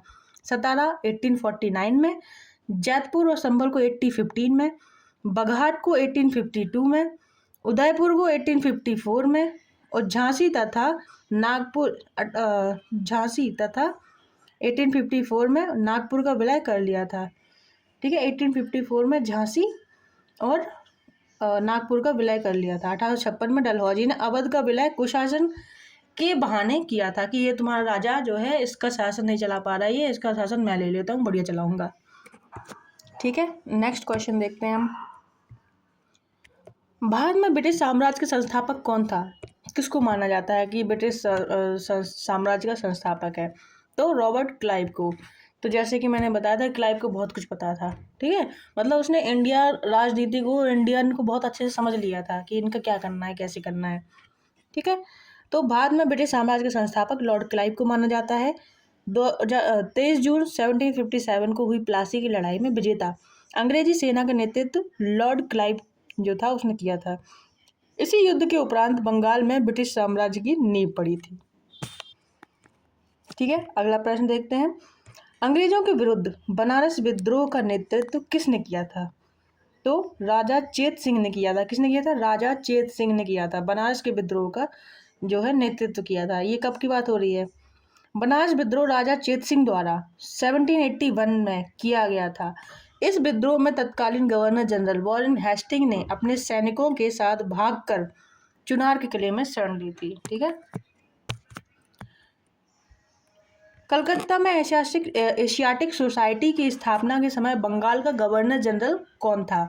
जब कलकत्ता में एशियाटिक सोसाइटी की स्थापना हो रही थी उस टाइम पे बंगाल का गवर्नर जनरल कौन था? तो वो था लॉर्ड वॉरेन हेस्टिंग। ठीक है, एक बार इसकी हम एक्सप्लेनेशन में देख लेते हैं। 15 जनवरी 1784 को एशियाटिक सोसाइटी की स्थापना के समय बंगाल का governor general Lord Warren Hastings कब से कब तक? 1774 से 1785 ईस्वी तक था। ठीक है, सुरक्षा प्रकोष्ठ की नीति संबंधित थी। तो ये वॉरेन हेस्टिंग की थी। सुरक्षा प्रकोष्ठ का मतलब होता था घेरे की नीति। यहाँ पर देखो, घेरे की नीति मतलब जो साम्राज्य होता था उसको घेर लेता था चारों तरफ से। इसकी एक्सप्लेनेशन देखते हैं, सब क्लियर हो जाएगा। सुरक्षा प्रकोष्ठ या घेरे की नीति वॉरेन हेस्टिंग तथा वेलेजली संबंधित थे इस नीति से। अच्छा, ये पूछा जाए कि जो घेरे की नीति है, सुरक्षा प्रकोष्ठ की नीति है, वो किसकी है? तो वॉरेन हेस्टिंग और वेलेजली की है। वॉरेन हेस्टिंग ने मैसूर और मराठों के साथ युद्ध अन्य भारतीय रियासतों के साथ बराबरी की पदवी प्राप्त करने की भावना से किया। इस समय कंपनी ने अपने राज्य के चारों ओर मध्य राज्य यानी कि बफर स्टेट बनाने का प्रयत्न किया। बफर स्टेट समझते हैं, जैसे कि हमारे और चाइना के बीच में बफर स्टेट कौन है? नेपाल। ठीक है, ऐसी बफर स्टेट बनाने की वो कोशिश करते थे। इसी को बोलते थे घेरे की नीति, कि सामने वाला हम पे डायरेक्ट ना पहुंच पाए। हमारे बीच में जो है एक राज्य बना रहेगा जो कि मित्र राज्य होगा ऊपर से। ठीक है, कि मेरी भी उससे दोस्ती है और तुम्हारी भी उससे दोस्ती है। कंपनी का उद्देश्य केवल अपने राज्य की रक्षा करना था, अथवा हम यह भी कह सकते हैं कि अपने पड़ोसी राज्यों की सीमाओं की रक्षा करो ताकि अपनी सीमाएं सुरक्षित रहें। उस समय भय मुख्यतः अफगानों और मराठों से था, इसलिए कंपनी ने अवध की रक्षा व्यवस्था के कार्य को इस शर्त पर संभाला कि अवध का नवाब उस व्यय का बोझ उठाए, और इस प्रकार अवध की रक्षा ही बंगाल की रक्षा थी। वेलेजली के आने से कंपनी के भारतीय रियासतों के साथ संबंधों में परिवर्तन आया। वेलेजली का उद्देश्य भारतीय रियासतों को अपनी रक्षार्थ कंपनी पर निर्भर करने पर बाध्य करना था। उसने भारतीय रियासतों को अंग्रेजी राजनीतिक शक्ति के और सैनिक रक्षा के घेरे में लाने का प्रयत्न किया। अगला प्रश्न है, रिंग फेंस की नीति, वही सुरक्षा प्रकोष्ठ की नीति क्या थी? तो यही थी। और किसकी थी? तो अभी हमने देखा वॉरेन हेस्टिंग की थी। अगला प्रश्न देखेंगे, निम्नलिखित में से किसने बंगाल में द्वैत शासन प्रणाली को समाप्त किया था? ठीक है, तो ये किया था वॉरेन हेस्टिंग ने। किसने किया था? वॉरेन हेस्टिंग ने किया था। एक्सप्लेनेशन देखेंगे एक बार।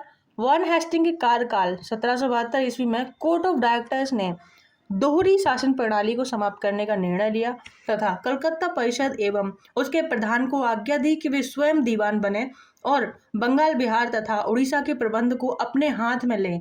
वॉरेन हेस्टिंग ने दोनों उप दीवानों मोहम्मद रजा खां और राजा सिताब राय को पदच्युत कर दिया, यानी कि पद से हटा दिया।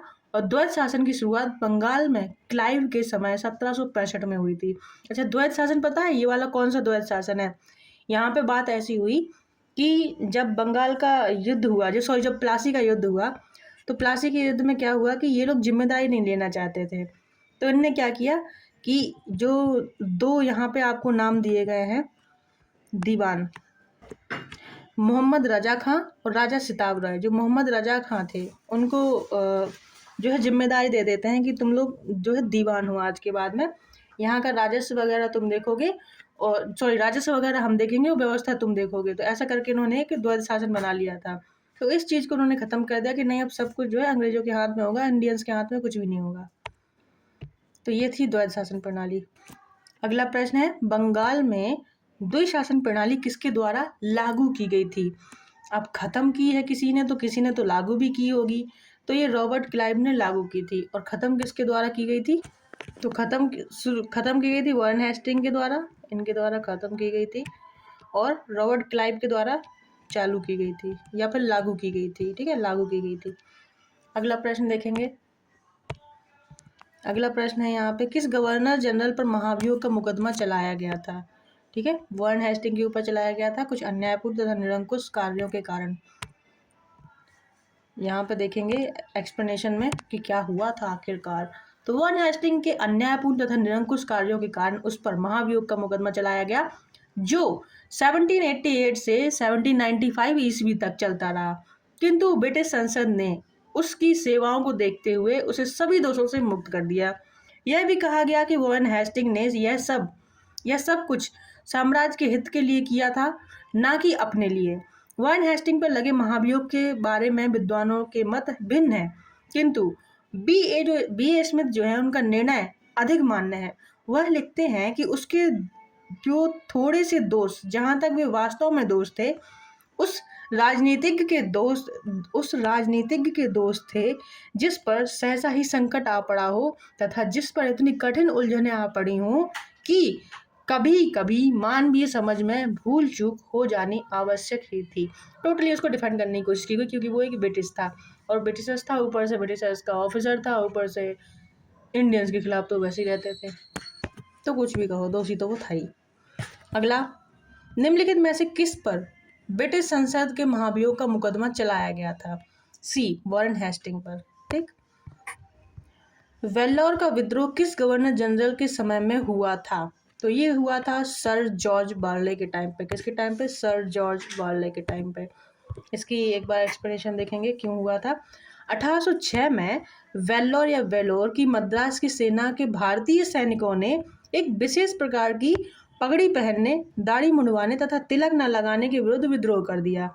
इस समय governor general sir George barley था। इसी काल में बैंक ऑफ कलकत्ता की भी स्थापना हो गई। वेल्लोर के विद्रोह को 1857 ईस्वी क्रांति का पूर्वगामी भी माना जाता है। सो बेसिकली बात ये थी कि जब अंग्रेजों ने अपनी फौज बनानी चालू की, तो उन्होंने कहा कि हमारी वाली टोपी पहनोगे, अपनी दाढ़ी मुझे हटानी पड़ेंगे और तिलक भी नहीं लगाओगे। तो ये सब उन्होंने कहा कैसे कैसे होगा, हम तो हमेशा से लगाते आए हैं। तो विद्रोह हो गया। अगला प्रश्न है यहाँ पर, भारत में न्यायिक संगठन की स्थापना किसने की थी? तो वो की थी लॉर्ड कॉर्नवालिस ने। किसने की थी? लॉर्ड कॉर्नवालिस ने। दीवानी और फौजदारी न्यायालय के श्रेणीबद्ध संगठन के जरिए न्याय प्रदान करने की एक नई व्यवस्था की नींव अंग्रेजों ने रखी। इस व्यवस्था में वारेन हेस्टिंग ने आरंभ किया था, मगर कॉर्नवालिस ने इसे और सुदृढ़ बनाया, और 1793 ईस्वी में कॉर्नवालिस संहिता, जो कॉर्नवालिस संहिता है, शक्तियों के पृथक्करण के सिद्धांत पर आधारित थी, जिसके तहत कर और न्याय प्रशासन को पृथक कर दिया गया। अगला प्रश्न है, निम्नलिखित में से किस गवर्नर जनरल ने भारत की प्रासंविधाबद्ध सिविल सेवा यानी कि covenanted civil service of India का सृजन किया, जो कालांतर में भारतीय सिविल सेवा के नाम से जानी गई, यानी कि आईएएस के नाम से जानी गई। तो जो आईएएस की जो पोस्ट है उसका जो सृजन है वो किसने किया था? तो वो था लॉर्ड कॉर्नवालिस था। ठीक है। भारत की प्रसंविधाबद्ध सिविल सेवा, सही से नाम देखो हिंदी में, प्रसंविधाबद्ध सिविल सेवा या लोक सेवा का सृजन कॉर्नवालिस द्वारा किया गया था। बंगाल का गवर्नर जनरल बनने के बाद कॉर्नवालिस ने प्रशासन को पुनः गठित किया तथा राजस्व बोर्डों को भंग करके इसके संबंध में नए नियम बनाए तथा कंपनी के अधिकारों के व्यक्तिगत व्यापार से संबंध में भी नए नियम बनाए। उसने कॉर्नवालिस कोड के माध्यम से दीवानी तथा न्यायिक क्षेत्रों में स्पष्ट विभाजन किया, जिससे आगे चलकर भारतीय सिविल सेवा का रूप लिया। मतलब कि वो कलेक्टर थे, जो बेसिकली आईएएस थे, वो कलेक्टर थे, वो राजस्व को कलेक्ट करने के लिए बनाए गए थे। ठीक है। अगला प्रश्न यहाँ पे देखेंगे, भारतीय लोक सेवा का प्रवर्तन किया गया था किसके द्वारा? मतलब कि जो भारतीय सेवा है उसको किसके द्वारा बनाया गया था? आईएएस की जो पोस्ट है किसके द्वारा सृजित की गई थी? तो कॉर्नवालिस के शासनकाल में। अगला प्रश्न हम यहाँ पे देख रहे हैं, 18वीं शताब्दी के उत्तरार्ध में प्रायः किसे कंपनी बहादुर की शान शौकत का स्थानीय प्रतिनिधि कहा जाता था? कोतवाल, अमला, दरोगा, जमींदार। तो 2021 का क्वेश्चन है यूपी आरओ एआरओ का। तो इसका जो राइट आंसर है वो है दरोगा। तो इसीलिए दरोगा की मान्यता आज तक आप देखो, दरोगा जी, ठीक है। और अब देखो 93 ईस्वी में लॉर्ड कॉर्नवालिस ने जमींदारी को उनके पुलिस कर्तव्यों से अलग कर प्रत्येक 20 से 30 वर्ग मील के क्षेत्र बनाया। उस क्षेत्र में थाना स्थापित किया तथा दरोगा नामक पुलिस अधिकारी नियुक्त किया। दरोगा की नियुक्ति के पर्यवेक्षण जो है मजिस्ट्रेट के द्वारा किया जाता था। किसान दरोगा को कंपनी बहादुर की शान शौकत का स्थानीय प्रतिनिधि मानते थे। आज के टाइम पर जो आप कलेक्टर की पावर देखते हो, आईएएस की पावर देखते हो, और आज के टाइम पे आप जो दरोगा की पावर देखते हो, एसआई की जो पावर देखते हो आप आज के टाइम पे, वो उस टाइम में कई गुना ज़्यादा थी। आज के टाइम में अगर आप देखो, आप कहीं शहर में रह रहे हो, किसी जैसे कि आप इलाहाबाद जैसे शहर में रह रहे हो, तो सिर्फ इलाहाबाद में उसकी नहीं चलती थी, आसपास के जो ज़िले हैं ना उसमें भी चलती थी। और वो ज़िला, इलाहाबाद तो फिर भी छोटा ज़िला है, 2-3 ज़िले मिला के एक ज़िला बनाया जाता था उस टाइम पे। उसमें उतने बड़े स्टेट में फिर उसकी चलती थी। आज के टाइम पे डिपार्टमेंट बहुत ज़्यादा हो गया है, उस टाइम पे डिपार्टमेंट बहुत कम थे, तो उसकी पावर को आप समझ सकते हो। आज भी हम जब आईएएस को देखते हैं तो लगता है कि इसके कंट्रोल में सब कुछ है। तो आज फिर भी उसके पावर पे बंदिशें हैं, उस टाइम पे बिल्कुल बंदिश नहीं थी, ठीक है। और दरोगा पे तो आज बहुत ज़्यादा, एक इंस्पेक्टर भी होता है दरोगा पे। उस टाइम पे दरोगा मतलब सिर्फ दरोगा हुआ करता था, जो थाने का कर्ता धरता है वही हुआ करता था, कोई 3 स्टार नहीं, ठीक है। अगला प्रश्न है, लॉर्ड कॉर्नवालिस की कब्र कहाँ पर है? तो ये है आपकी गाजीपुर में, ठीक है। सारे काम कर करू के यहीं पे वो ख़त्म हुआ और यहीं पे उसकी कब्र भी है, गाजीपुर में।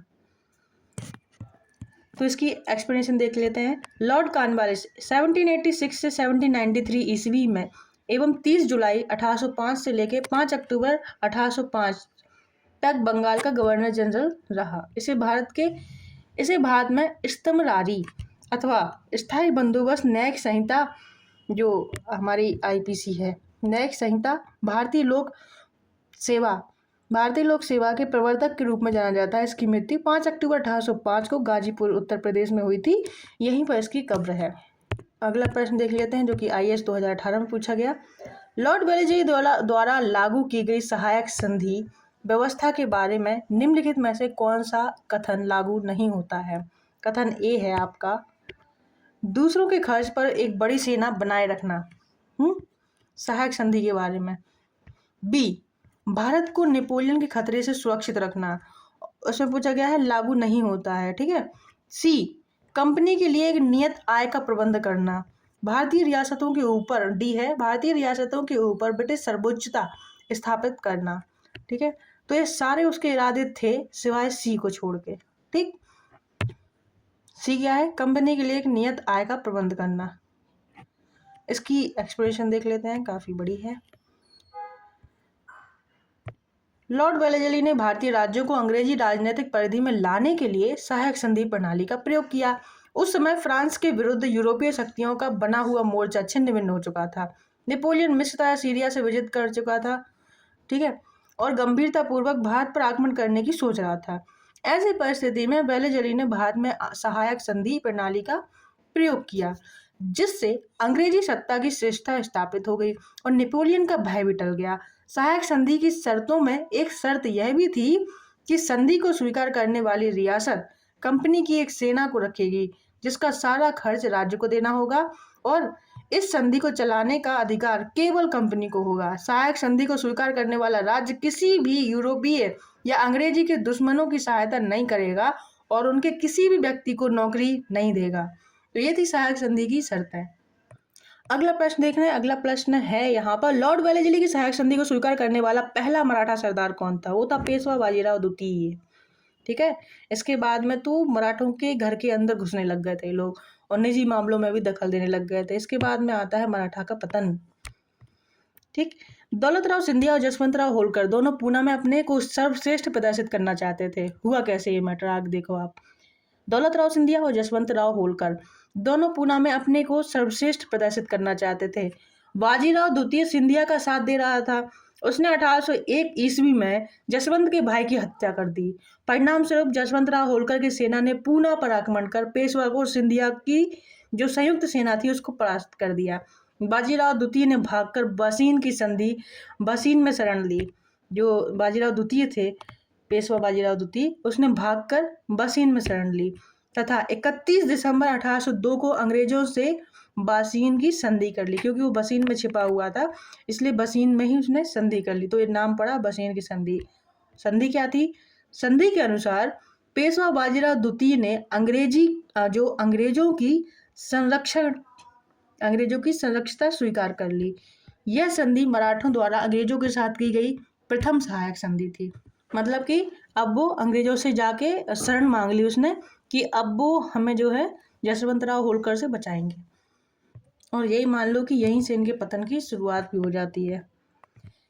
ठीक, क्योंकि मुगल साम्राज्य के खत्म होने के बाद में इकलौते दावेदार थे मराठे भारत में राज करने के, पर अब उनकी भी शक्ति खत्म हो चुकी थी क्योंकि उन्हें भाई आपस में लड़ने से ही टाइम नहीं मिल रहा था। नेक्स्ट है क्वेश्चन नंबर 23। 1802 की बासीन की संधि पर हस्ताक्षर जो है किसके से मध्य हुए थे? तो ज़्यादातर हस्ताक्षर जो है अंग्रेजों के बीच में हुए थे और इंडियंस के बीच में हुए थे, फ्रांस के बीच में हुए थे, बस इतना ही हुआ है। ठीक, तो हमारा जो राइट आंसर है वो हो जाएगा अंग्रेज और बाजीराव द्वितीय के बीच में। ठीक, सहायक संधि को स्वीकार करने वाला पहला शासक कौन था? वो था अवध का नवाब था। अवध का नवाब था। ठीक है, सहायक संधि को स्वीकार करने वाला।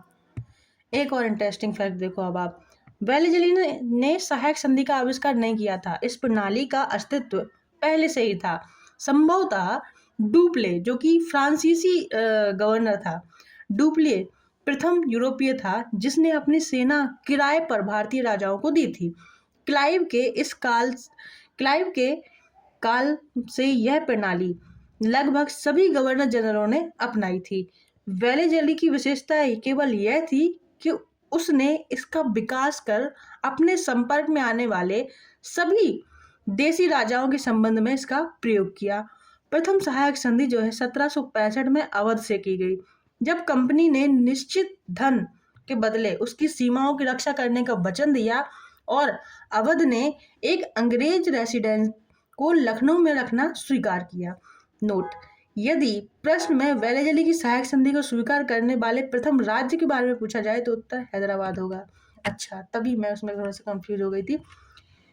वेलेजली की सहायक संधि को स्वीकार करने वाले प्रथम राज्य, क्वेश्चन देखो, प्रथम राज्य के बारे में पूछा जाए तो उत्तर हैदराबाद होगा। और अभी यहाँ पे क्या पूछा गया है? पहला शासक पूछा गया है। शासक, पहला शासक और पहला राज्य में फर्क है। ठीक है, पहला राज्य है वो है हैदराबाद। ठीक है, और अगर शासक है तो अवध का नवाब। Okay, point noted. अगला प्रश्न है, सहायक संधि को किसके काल में क्रियान्वित किया गया था? सहायक संधि को तो लॉर्ड वेलेजली के टाइम पे। अगला प्रश्न है यहाँ पर, निम्नलिखित में से सहायक संधि स्वीकार नहीं की, किसने नहीं की? तो इसमें दिया गया है कि इसमें से कोई आंसर सही नहीं है, पर अगर ऐसा होता तो मेरे ख्याल से ये मैसूर के शासक, क्योंकि वही वो ना, नहीं, रंगपुर की संधि हुई थी उस टाइम पे, तो वो भी सहायक संधि नहीं थी लेकिन वो।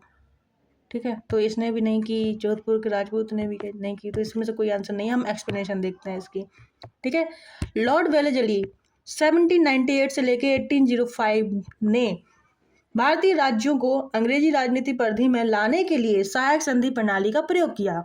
जिन राज्यों ने वेलेजली की सहायक संधि को स्वीकार किया वे थे कौन कौन से राज्य? तो सबसे पहले आता है हैदराबाद, फिर उसके बाद आता है मैसूर, फिर उसके बाद आता है तंजौर, उसके बाद में आता है अवध, फिर आता है पेशवा बाजीराव द्वितीय, बरार के भोसले, सिंधिया, इंदौर के होलकर, और 6 जनवरी 1818 इन्होंने जोधपुर, जयपुर, मच्छेरी, बूंदी तथा भरतपुर। अतः प्रश्न में कोई विकल्प सही नहीं है। तो इतने सारे राज्य थे जिसको सहायक संधि स्वीकार करनी पड़ी उस टाइम पे।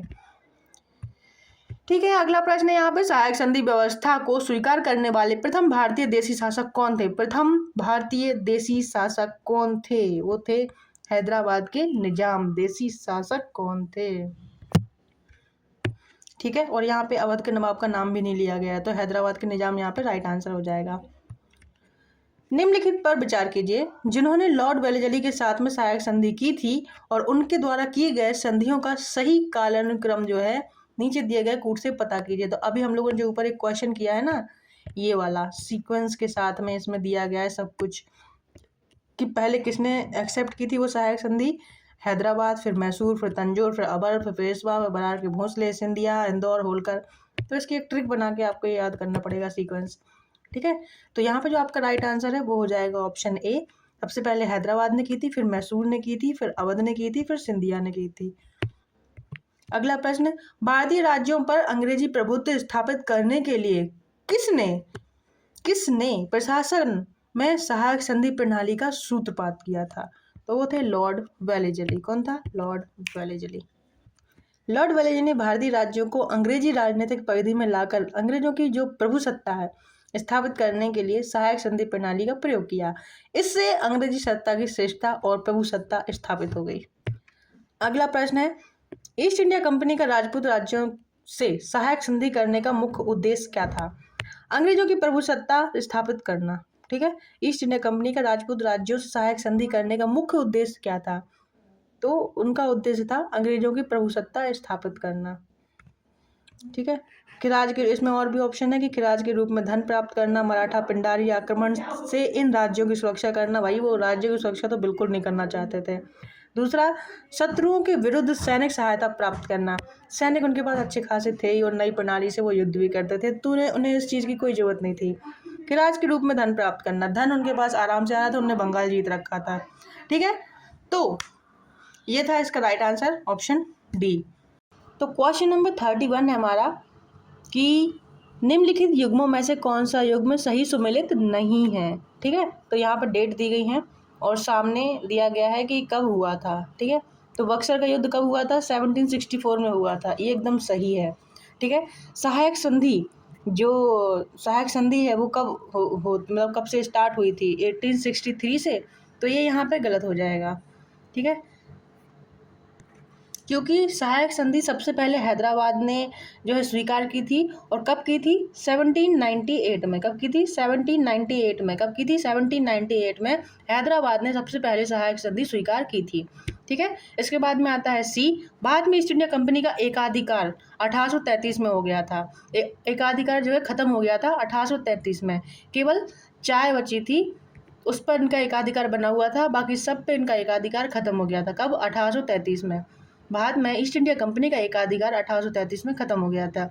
ब्रिटिश नागरिकों एवं कंपनी के लिए भारत में व्यापार का खोला जाना कब हुआ था? 1813 में। ब्रिटिश नागरिकों एवं कंपनियों के लिए भारत में व्यापार का खोला जाना कब हुआ था? ये 1813 में हुआ था, तो एकदम सही है। ठीक है, इसकी एक्सप्लेनेशन भी हम एक बार देख ही लेते हैं। भारत में अंग्रेजी सत्ता की श्रेष्ठता स्थापित करने तथा फ्रांसीसियों के भय को समाप्त करने के उद्देश्य से वेलेजली ने सहायक संधि प्रणाली को 1798 ईस्वी में आरंभ किया था और सहायक संधि स्वीकार करने वाले राज्यों में हैदराबाद प्रथम था। ठीक है, हैदराबाद प्रथम था और 1798 में। बक्सर का युद्ध 1764 ईस्वी में हुआ था। ईस्ट इंडिया कंपनी का व्यापारिक एकाधिकार जो है 1833 ईस्वी में 1833 के जो अधिनियम है उसमें पूर्णतः समाप्त और घोषित कर दिया गया था। और ब्रिटिश नागरिकों तथा कंपनियों के लिए भारत में व्यापार का खोला जाना 1813 में हुआ था। ये सम्मिलित कीजिए तो ठीक है। अगला प्रश्न है यहाँ पर क्वेश्चन नंबर 34। उस समय जब नेपोलियन की शक्ति के सामने यूरोप में साम्राज्य धराशायी हो रहे थे, नीचे लिखे गवर्नर जनरलों में से किस एक ने भारत में ब्रिटिश पताका फहराए रखी? आपके ऑप्शंस होंगे। Option A Lord Dalhousie, Lord Cornwallis, Lord Wellesley या लॉर्ड हेस्टिंग। तो उस टाइम पे जो है जब नेपोलियन अपनी शक्ति को, जो नेपोलियन और जो फ्रांस है उसकी शक्ति बढ़ रही थी, तब उस टाइम पे भारत में एक गवर्नर जनरल आया था, उसका नाम था लॉर्ड वेलेजली। तो लॉर्ड वेलेजली ने भारत की ओर 1797 में प्रस्थान किया था, यानी कि लॉर्ड वेलेजली जो है भारत में 1797 में आया था, जो कि आंग्ल इतिहास में संभवतः सबसे अंधकारमय समय था।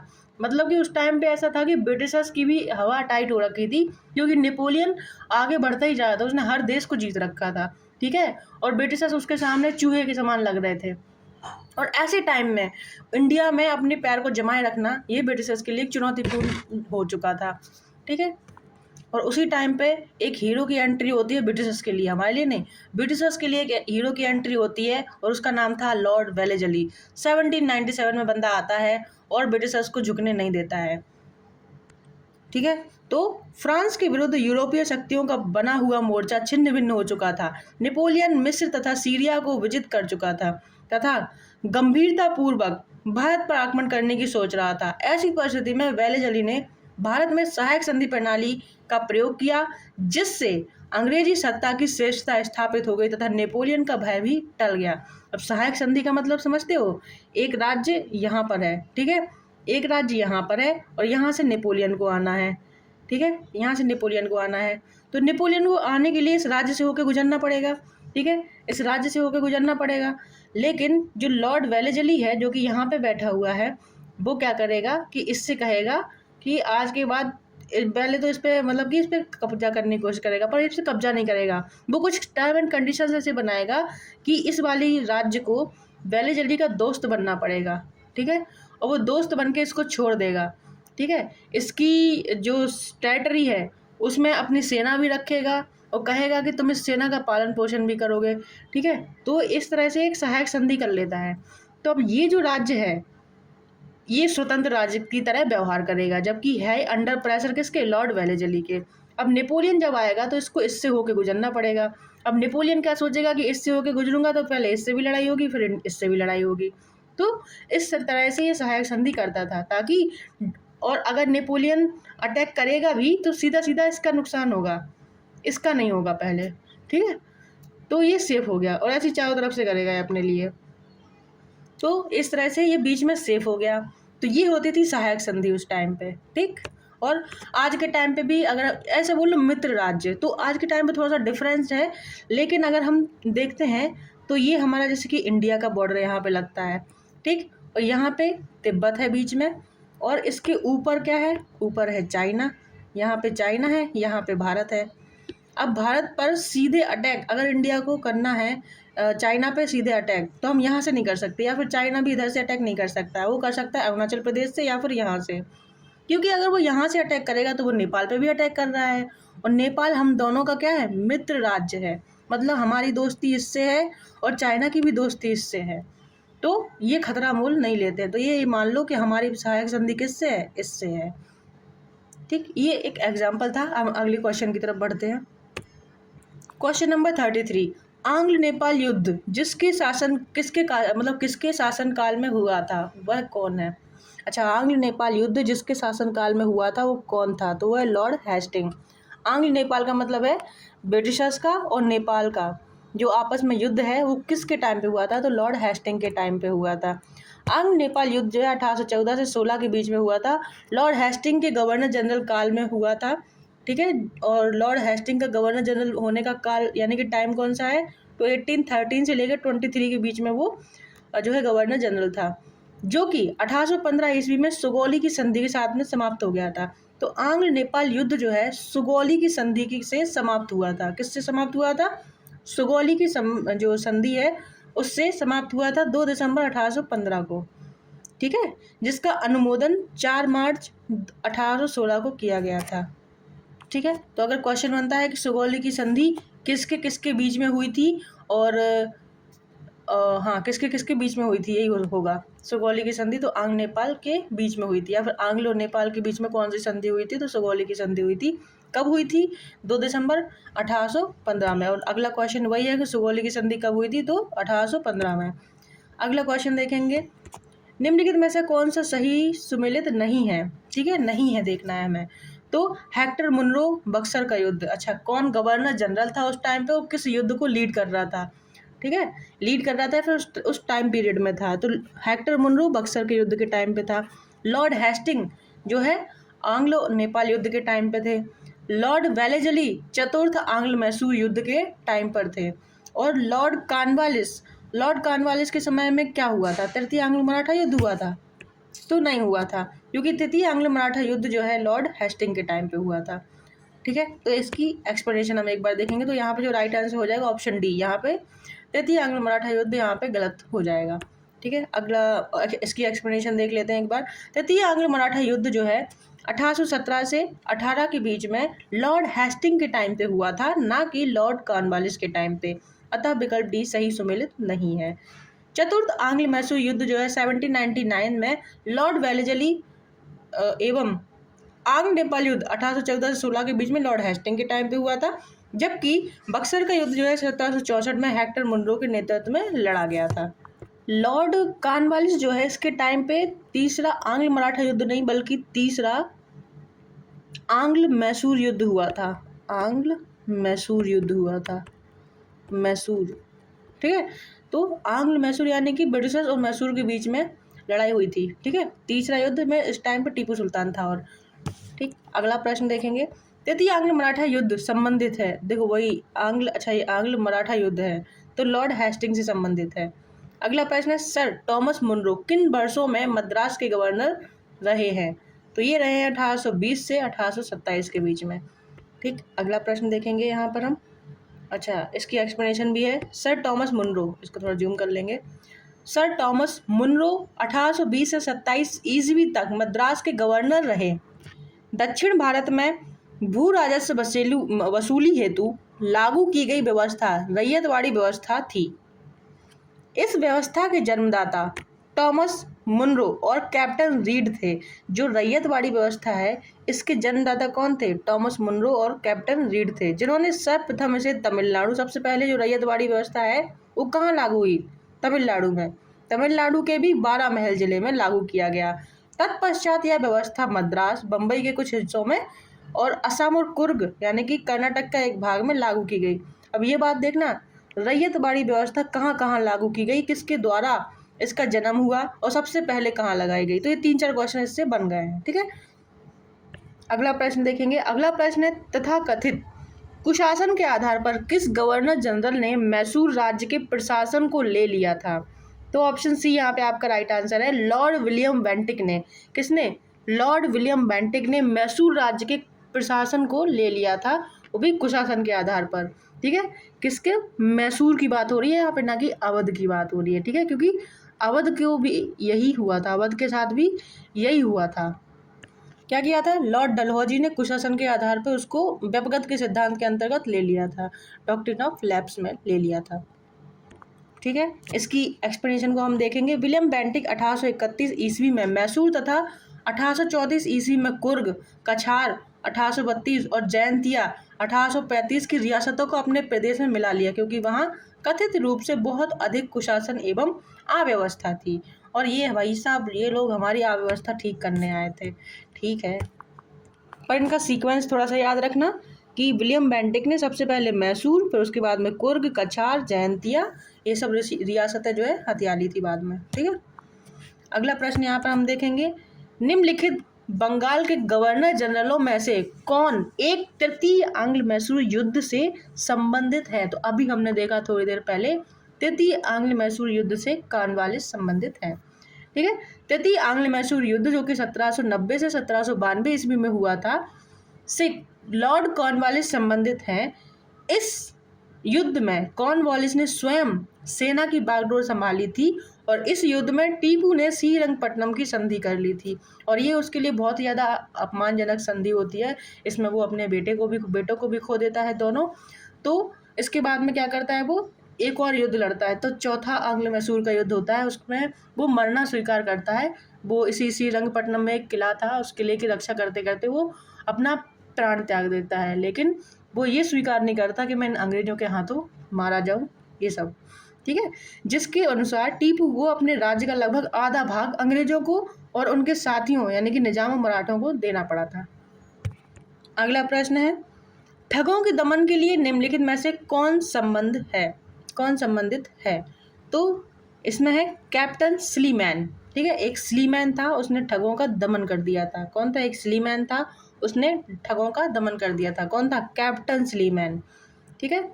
अगला यहाँ पे एक्सप्लेनेशन देख ले।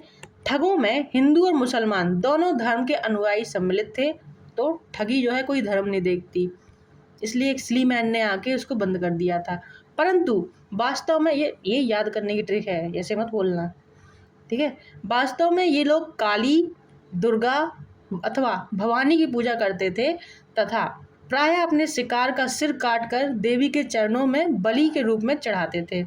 उन्हें विश्वास था कि उनका यह धंधा विधि का विधान है तथा उनके शरीर की मृत्यु उनके भाग्य में उसी प्रकार लिखी होती थी। सती प्रथा के प्रश्न पर तो कुछ मतभेद था, किंतु ठगी के विषय में समस्त जनता ने सरकार का समर्थन किया था। बताओ, जिसमें जनता को दिखाई देता है कि अरे भाई इसमें तो मेरा भी नुकसान हो रहा है, तो उसमें सरकार का समर्थन कर देती है।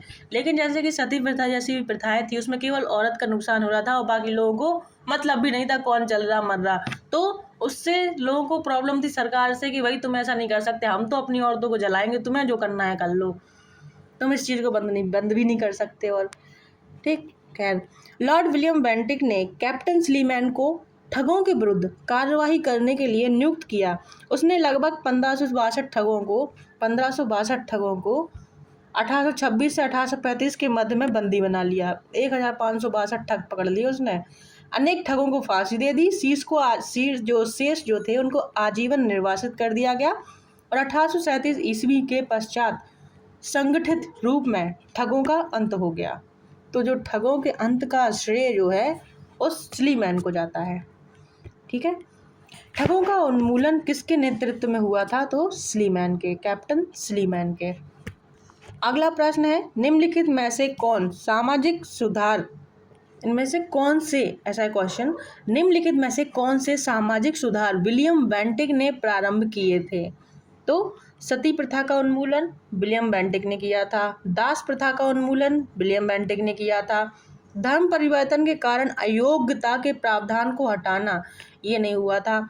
ठगों के संगठित गिरोहों का दमन तो देखो कैप्टन स्लीमैन ने किया था, लेकिन उस टाइम पे जो गवर्नर थे वो कौन थे? विलियम बेंटिक, इसलिए इनका नाम है। ठीक है, तो 1 2 4 यहाँ पे हमारा सही आंसर हो जाएगा। ठीक है, एक बार हम इसका एक्सप्लेनेशन भी देख लेते हैं। लॉर्ड विलियम बेंटिक 1828 ईस्वी में जो है बंगाल प्रेसिडेंसी के गवर्नर जनरल थे। ठीक है, 1829 ईस्वी में उसने जो है सती प्रथा को अपराध घोषित कर दिया और उनका उन्मूलन किया, सती प्रथा का।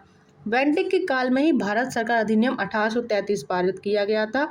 इसमें दास प्रथा का भी उन्मूलन का प्रावधान किया गया था। बेंटिक ने ठगों के गिरोह के विरुद्ध भी अभियान चलाकर उसका दमन करने का प्रयास किया। बेंटिक ने शिक्षा और प्रेस की स्वतंत्रता पर भी काम किया। 1835 ईस्वी में इंग्लैंड वापस चला गया और धर्म परिवर्तन के कारण अयोग्यता के प्रावधान को 1850 ईस्वी में हटाया गया था, इसलिए ये इनका टाइम पीरियड नहीं है। ठीक है, तो ये आंसर सही है आपका। अगला प्रश्न है, सती प्रथा पर पाबंदी किसने लगाई? तो लॉर्ड विलियम बेंटिक, इसका जो आंसर है यहाँ पर है। ठीक है, लॉर्ड विलियम बेंटिक। अगला प्रश्न, अच्छा यहाँ पे एक्सप्लेनेशन भी है। राजा राममोहन राय जैसे प्रबुद्ध भारतीय सुधारकों ने विलियम बेंटिक को इस प्रथा को अवैध घोषित करने की प्रेरणा दी। बहुत से समकालीन प्रगतिशील समाचार पत्रों ने इनका समर्थन भी किया और विलियम बेंटिक ने कानून बनाकर सती प्रथा को पूरी तरह से प्रतिबंधित कर दिया। दिसंबर 1829 में बंगाल सती विनियम 1829 के नियम 17 द्वारा विधवाओं को जलाना अवैध घोषित कर दिया गया। आरंभ में यह कानून केवल बंगाल प्रेसिडेंसी में लागू किया गया था। बाद में जो 1830 है ईस्वी में यह नियम बम्बई और मद्रास प्रेसिडेंसी में भी लागू कर दिया गया। अगला प्रश्न है, सती प्रथा को गैर कानूनी किसने किया? तो हम सबको पता है अब तो, विलियम बेंटिक ने। ठीक है, अगला प्रश्न फिर से हम देखेंगे, विलियम बेंटिक के द्वारा सती प्रथा किस वर्ष में समाप्त की गई? तो 1829 में ये समाप्त की गई। कब की गई सती प्रथा को? 1829 में विलियम बेंटिक ने खत्म किया था। ठीक है, अगला प्रश्न हम यहाँ पे देखेंगे, हिल असेंबली प्लान किसके द्वारा आदिवासी उन्नति के लिए किया गया था? अगला प्रश्न है यहाँ पर, हिल असेंबली प्लान किसके द्वारा आदिवासी उन्नति के लिए किया गया था? तो इसका जो राइट आंसर है ऑगस्टस क्लीवलैंड। यहाँ पे पूरा नाम नहीं लिखा है, यहाँ पे क्लीवलैंड लिखा है केवल, तो हम क्लीवलैंड अभी पढ़ लेते हैं, पर पूरा नाम है ऑगस्टस क्लीवलैंड। ऑगस्टस ओके, अगस्त। इसकी एक्सप्लेनेशन हम देखेंगे। ये देखो, संथाल परगना के राजमहल क्षेत्र में राजमहल क्षेत्र के प्रथम ब्रिटिश कलेक्टर कौन? प्रथम ब्रिटिश कलेक्टर ऑगस्टस क्लीवलैंड द्वारा आदिवासियों की उन्नति हेतु हिल असेंबली प्लान को कार्यान्वित किया गया। इसके अंतर्गत आदिवासी मुखियों को, जो आदिवासी मुखिया होते थे, उनको सीमित न्यायिक शक्तियां भी सौंपी गई और 1796 ईस्वी के रेगुलेशन एक्ट 1 द्वारा इस व्यवस्था को विनियमित करने का प्रयास किया गया। ठीक है, तो इस तरह से आपका जो राइट आंसर है हो जाएगा ऑगस्टस क्लीवलैंड हिल असेंबली प्लान जो बनाए थे। अगला प्रश्न है 47। इनमें से किस वर्ष बंगाल से दासों के निर्यात को रोक दिया गया? यानी कि दास प्रथा पे, जो दासों का मानव की खरीद फरोख्त होती थी, उस चीज़ पे बैन लगा दिया गया। तो 1789 में की गई थी। तो 1789 ईस्वी घोषणा द्वारा बंगाल में दासों का निर्यात बंद कर दिया गया था।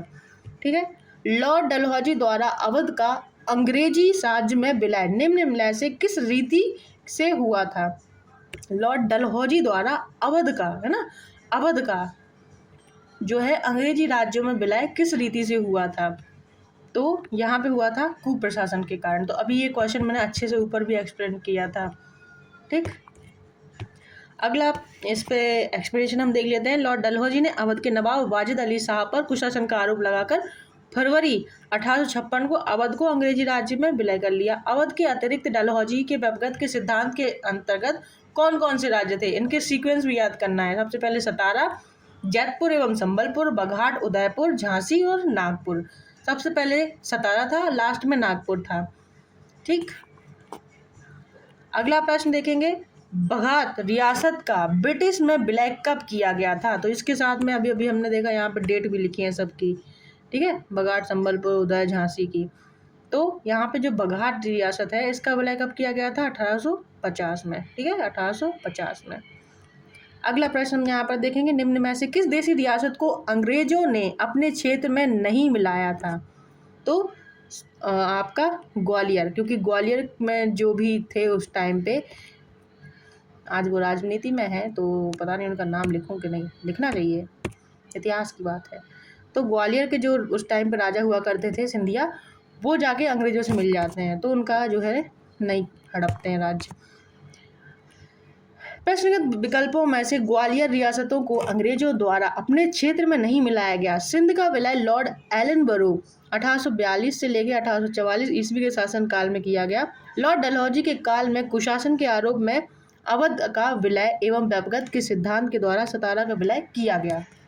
देखो, डलहौजी ने जो किया सो किया, लेकिन जो सिंध है वो लॉर्ड एलनबरो के द्वारा जो है मिला लिया गया था, इसलिए सिंध का यहाँ पर नाम है। ठीक है, बाकी तो हमने नाम अभी ऊपर देखे सारे कि अवध, सतारा, जैतपुर, और सिंध का नाम नहीं था उसमें क्योंकि वो एलनबरो ने किया था। ठीक है, ना कि डलहौजी ने। अगला प्रश्न हम देखेंगे, अगला प्रश्न क्या है? अगला प्रश्न है यहाँ पे, ब्रिटिश साम्राज्य में अवध का विलय कब हुआ था? तो हुआ था 1856 में। अगला प्रश्न है, विलय का सिद्धांत के तहत निम्नलिखित राज्यों के विलय पर विचार कीजिए। अब वही है काल क्रमानुसार व्यवस्थित करना है, तो आप लोग इसको व्यवस्थित करके बताओ। चलो, इसका आंसर कमेंट बॉक्स में आप लोग देंगे। ठीक है, क्वेश्चन नंबर 52 का आंसर आप लोगों को कमेंट बॉक्स में देना है। कहाँ देना है? कमेंट बॉक्स में। ठीक, अगला क्वेश्चन नंबर 53 हम करते हैं, इनमें से कौन सुमेलित है? फिर वही बात आ गई। तो यहाँ पर पूछा गया है सतारा का विलय सुमेलित है, पूछा गया है। सतारा का विलय 1849 में हुआ था? नहीं, इसका विलय हुआ था 1848 में। सतारा का विलय कब हुआ था? 1848 में। और पंजाब का विलय अंग्रेजों में कब हुआ था? अंग्रेजी साम्राज्य में तो 1849 में हुआ था। कब हुआ था? 1849 में हुआ था। ये देखो ऐसे मिले हुए हैं। ठीक है, अवध का विलय कब हुआ था? तो अवध का विलय हुआ था 1856 में। तो ये यहाँ पे आपका राइट आंसर हो जाएगा। अब झांसी का विलय कब हुआ था? तो झांसी का विलय हुआ था 1854 में। ठीक है, तो ये यहाँ पे आपका आंसर हो जाएगा। अगला प्रश्न देखेंगे, निम्नलिखित में से किसने विलय की नीति नियोजित एवं क्रियान्वित की थी? तो ये था लॉर्ड डलहौजी। यानी कि विलय की नीति किसकी थी? व्यवगत का सिद्धांत किसका था, है ना? डॉक्ट्रिन ऑफ लैप्स किसकी थी? तो डलहौजी की थी ये। अगला प्रश्न है, ब्रिटिश द्वारा कुशासन का बहाना लेकर निम्नलिखित में से निम्नलिखित प्रांतों में से किस एक शासक को हटा दिया गया था? तो ये था अवध का शासक। कौन था? अवध का शासक। अगला प्रश्न देखेंगे, क्वेश्चन नंबर 56 पर हम आ गए हैं।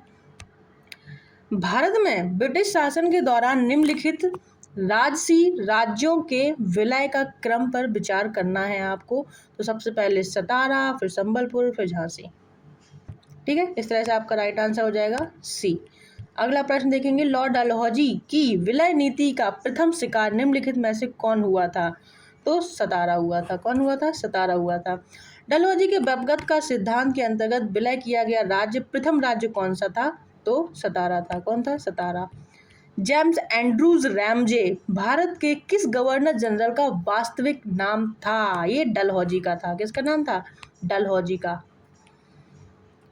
आगे अगला प्रश्न, हाँ, एक्सप्लेनेशन देखेंगे। 1848 में लॉर्ड डलहौजी, जिसे अर्ल ऑफ डलहौजी भी कहा जाता है, गवर्नर जनरल बनकर भारत आया था। उसका वास्तविक नाम था जेम्स एंड्रूज ब्राउन रैमजे। ठीक है।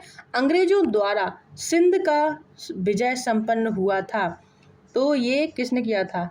लॉर्ड एलनबरो के समय में। ठीक है, 60 क्वेश्चंस यहाँ पे हमने कंप्लीट कर लिए हैं और इसकी एक्सप्लेनेशन देखेंगे। लॉर्ड गवर्नर जनरल एलनबरो के काल 1842 से लेकर 1844 के दौरान 1843 ईस्वी में चार्ल्स नेपियर ने सिंध को पूर्ण रूप से ब्रिटिश साम्राज्य में मिला लिया गया। यह प्रथम आंग्ल अफगान युद्ध का एक प्रमुख परिणाम था। ठीक है। क्वेश्चन नंबर 61, किसने सिंध विजित करके उसका अधिकरण किया था, यानी कि एनेक्स्ड किया था? तो नेपियर ने किया था। किसने किया था? नेपियर ने किया था, और लॉर्ड एलनबरो के टाइम पे। अगला प्रश्न है यहाँ पर, सिंध पर ब्रिटिश ने कब्जा किया था, कब किया था? 1843 में किया था। 1843 में कब्जा किया था। एलनबरो उस टाइम पे गवर्नर जनरल था, और जो नेपियर उसने जो है पूर्ण रूप में किया था, मतलब ग्राउंड पे जाकर उसने लड़ाई की थी। अगला प्रश्न है, सिक्किम का भारत में विलय किसने किया था? तो लॉर्ड डलहौजी ने किया था। लॉर्ड डलहौजी तो मान ही नहीं रहा, सब कुछ मिला ले रहा। अगला है, सिक्किम का भारत के साथ अंतर संबंध विगत इतिहास में हम 3 अवसरों पर देखते हैं। 1, 10 फरवरी 1817 को लॉर्ड हेस्टिंग के काल में स्थिति को सिक्किम और ब्रिटिश भारत के साथ तितल्या संधि हुई थी। तितल्या संधि, इसमें नेपाल, ये तितल्या ब्रिटिशर्स बोल भी पाते होंगे, मुझे बोलने में इतना प्रॉब्लम हुआ तितल्या, तो ये ब्रिटिशर्स बोल पाते होंगे? ठिठल्या। छोड़ो, हम अपने पॉइंट पे फोकस करते हैं। इसमें नेपाल से कुछ क्षेत्र सिक्किम को वापस मिलने का उल्लेख तो है, किंतु सिक्किम के किसी क्षेत्र का ब्रिटिश भारत में मिलने का उल्लेख नहीं है। दूसरा अवसर आता है 1850 में, सिक्किम के दार्जिलिंग और तराई का कुछ भाग लॉर्ड डलहौजी के काल में ब्रिटिश भारत में मिलाया गया। यह सिक्किम का आंशिक विलय है। तीसरा पार्ट, 1975 में सिक्किम का पूर्ण विलय स्वतंत्र भारत में हुआ था। ठीक है।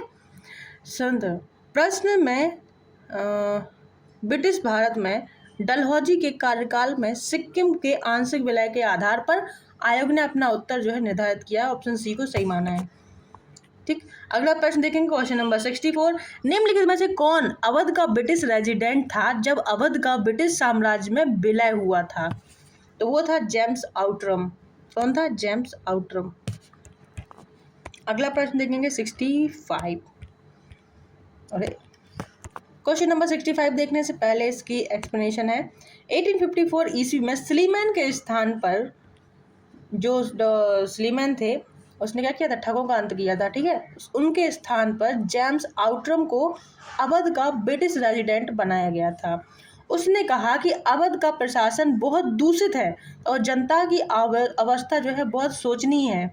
आउटरम की रिपोर्ट ही फरवरी 1856 में अवध के अधिग्रहण का आधार बनाया गया। बेसिकली उन्होंने अवध में अपना एक आदमी भेजा और उससे कहा कि तुम अपनी रिपोर्ट बनाओ और उसमें लिखो कि अवध की हालत बहुत ज़्यादा खराब हो चुकी है, वहाँ के सारे अधिकारी भ्रष्टाचारी हो चुके हैं, और जो है रिपोर्ट में अपनी ऐसे लिख के हमको दे दो और उसके बाद में हम आएंगे और ब्रिटिश को कुशासन के आधार पर जनता को भड़काएंगे, कहेंगे कि देखो तुम्हारा राजा दूषित हो चुका है, तुम्हारा राजा, तुम्हारे जो प्रशासनिक अधिकारी हैं वो सब तुम्हें लूट रहे हैं, इस राजा की तुमको ज़रूरत नहीं है, हम आएंगे, हम शासन करेंगे बहुत अच्छे से, अच्छे दिन दिखाएंगे तुमको और हम शासन करेंगे। तो ऐसे अंग्रेज आते हैं, अच्छे दिन के वो दिखाते हैं लॉलीपॉप और फिर शासन करने लग जाते हैं। 1857 के विद्रोह के समय लखनऊ में ब्रिटिश रेजिडेंट हेनरी लॉरेंस था जो विद्रोहियों के हाथों में मारा गया था। अगला प्रश्न हम यहाँ पर देखेंगे, भारत में प्रथम रेलवे लाइन किस ब्रिटिश गवर्नर के समय बिछाई गई थी? पहली जो रेलवे लाइन है किस ब्रिटिश गवर्नर के टाइम पे बिछाई गई थी? तो यही था लॉर्ड डलहौजी के ही टाइम पे।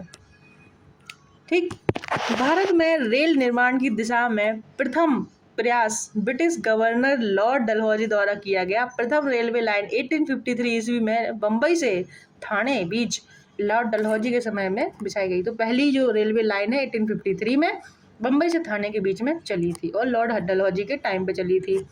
ठीक है, भारत में 1853 में चली थी। ठीक, अगला प्रश्न है यहाँ पर, भारत में प्रथम रेल लाइन का निर्माण किन नगरों के बीच में हुआ था? तो बम्बई से ठाणे के बीच में हुआ था और लॉर्ड डलहौजी ने चलवाई थी ट्रेन। भारत में पहली रेलवे लाइन कब शुरू की गई थी? भारत में पहली रेलवे लाइन जो 1853 में चालू की गई थी और लॉर्ड डलहौजी के टाइम पे बम्बई से ठाणे के बीच में। किस कंपनी ने सर्वप्रथम भारत में रेल यात्रा प्रारंभ की थी? अब कंपनी की बात आ गई यहाँ पर, तो ग्रेट इंडियन पेनिनसुला रेलवे। ठीक है, great Indian peninsula railway, peninsula मतलब भारत का ये वाला हिस्सा, पर वो उसके हिसाब से है, कंपनी का नाम अलग है। मैं पेनिनसुला का मतलब समझाई थी, इंडियन पेनिनसुला अगर बोलते हैं तो ये हिस्सा होता है भारत का। ठीक है, जो 3 तरफ से पानी से घिरा हुआ हो वो पेनिनसुला कहलाता है या प्रायद्वीप कहलाता है हिंदी में। तो इसकी एक्सप्लेनेशन है कि 1853 ईस्वी में बम्बई से बोरी बंदर स्टेशन से ठाणे के मध्य भारत में सर्वप्रथम रेल यात्रा का प्रारंभ the great Indian peninsula railway company द्वारा किया गया था। अगला प्रश्न है, ब्रिटिश भारतीय राज्य क्षेत्र का अंतिम प्रमुख विस्तार हुआ था?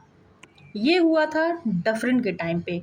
इसका मतलब है इस क्वेश्चन का कि ब्रिटिश भारतीय राज्य क्षेत्र का अंतिम प्रमुख विस्तार, इनके कहने का मतलब है कि एक टाइम ऐसा आया जब ब्रिटिशर्स ने कहा कि ठीक है अब जो हमारे पास टेरिटरी है अब वही रहने दो, इससे ज़्यादा विस्तार हम नहीं करेंगे, और ये लास्ट टाइम था डफरिन का। ठीक है, तो ऐसे बोल सकते हो एक डफर आया और उसने जो है ब्रिटिश साम्राज्य का विस्तार करना बंद कर दिया। ठीक है, या फिर एक डफर आदमी आया और उसने हम सबको बचा लिया, जो भी आप लोग चाहो। ठीक है, 1885 ईस्वी में तृतीय आंग्ल बर्मा युद्ध और 1 जनवरी 1886 को संपूर्ण बर्मा को ब्रिटिश भारत में मिला दिया गया, जो ब्रिटिश भारतीय राज्य क्षेत्र का अंतिम प्रमुख विस्तार था। यानी कि लास्ट टाइम में जो पार्ट मिलाया गया था इनके क्षेत्र में वो था आंग्ल बर्मा युद्ध। ठीक है, और इस समय वायसराय लॉर्ड डफरिन था। Next question is, public works department को 1845 से 1855 के दौरान स्वरूप देने वाले थे कौन? लॉर्ड डलहौजी। जो पब्लिक वर्क डिपार्टमेंट का जो था उसको 1845 से 55 के दौरान स्वरूप देने वाले जो व्यक्ति थे वो थे लॉर्ड डलहौजी। इसकी हम एक्सप्लेनेशन देखेंगे। लॉर्ड डलहौजी से पूर्व सार्वजनिक निर्माण का कार्य एक सैनिक बोर्ड पर था। ठीक है, इसके कार्यकाल में पहली बार एक अलग सार्वजनिक निर्माण विभाग बनाया गया और सार्वजनिक उपयोग के कार्य के लिए बहुत सा धन व्यय किया जाने लगा। अब अगला प्रश्न जो है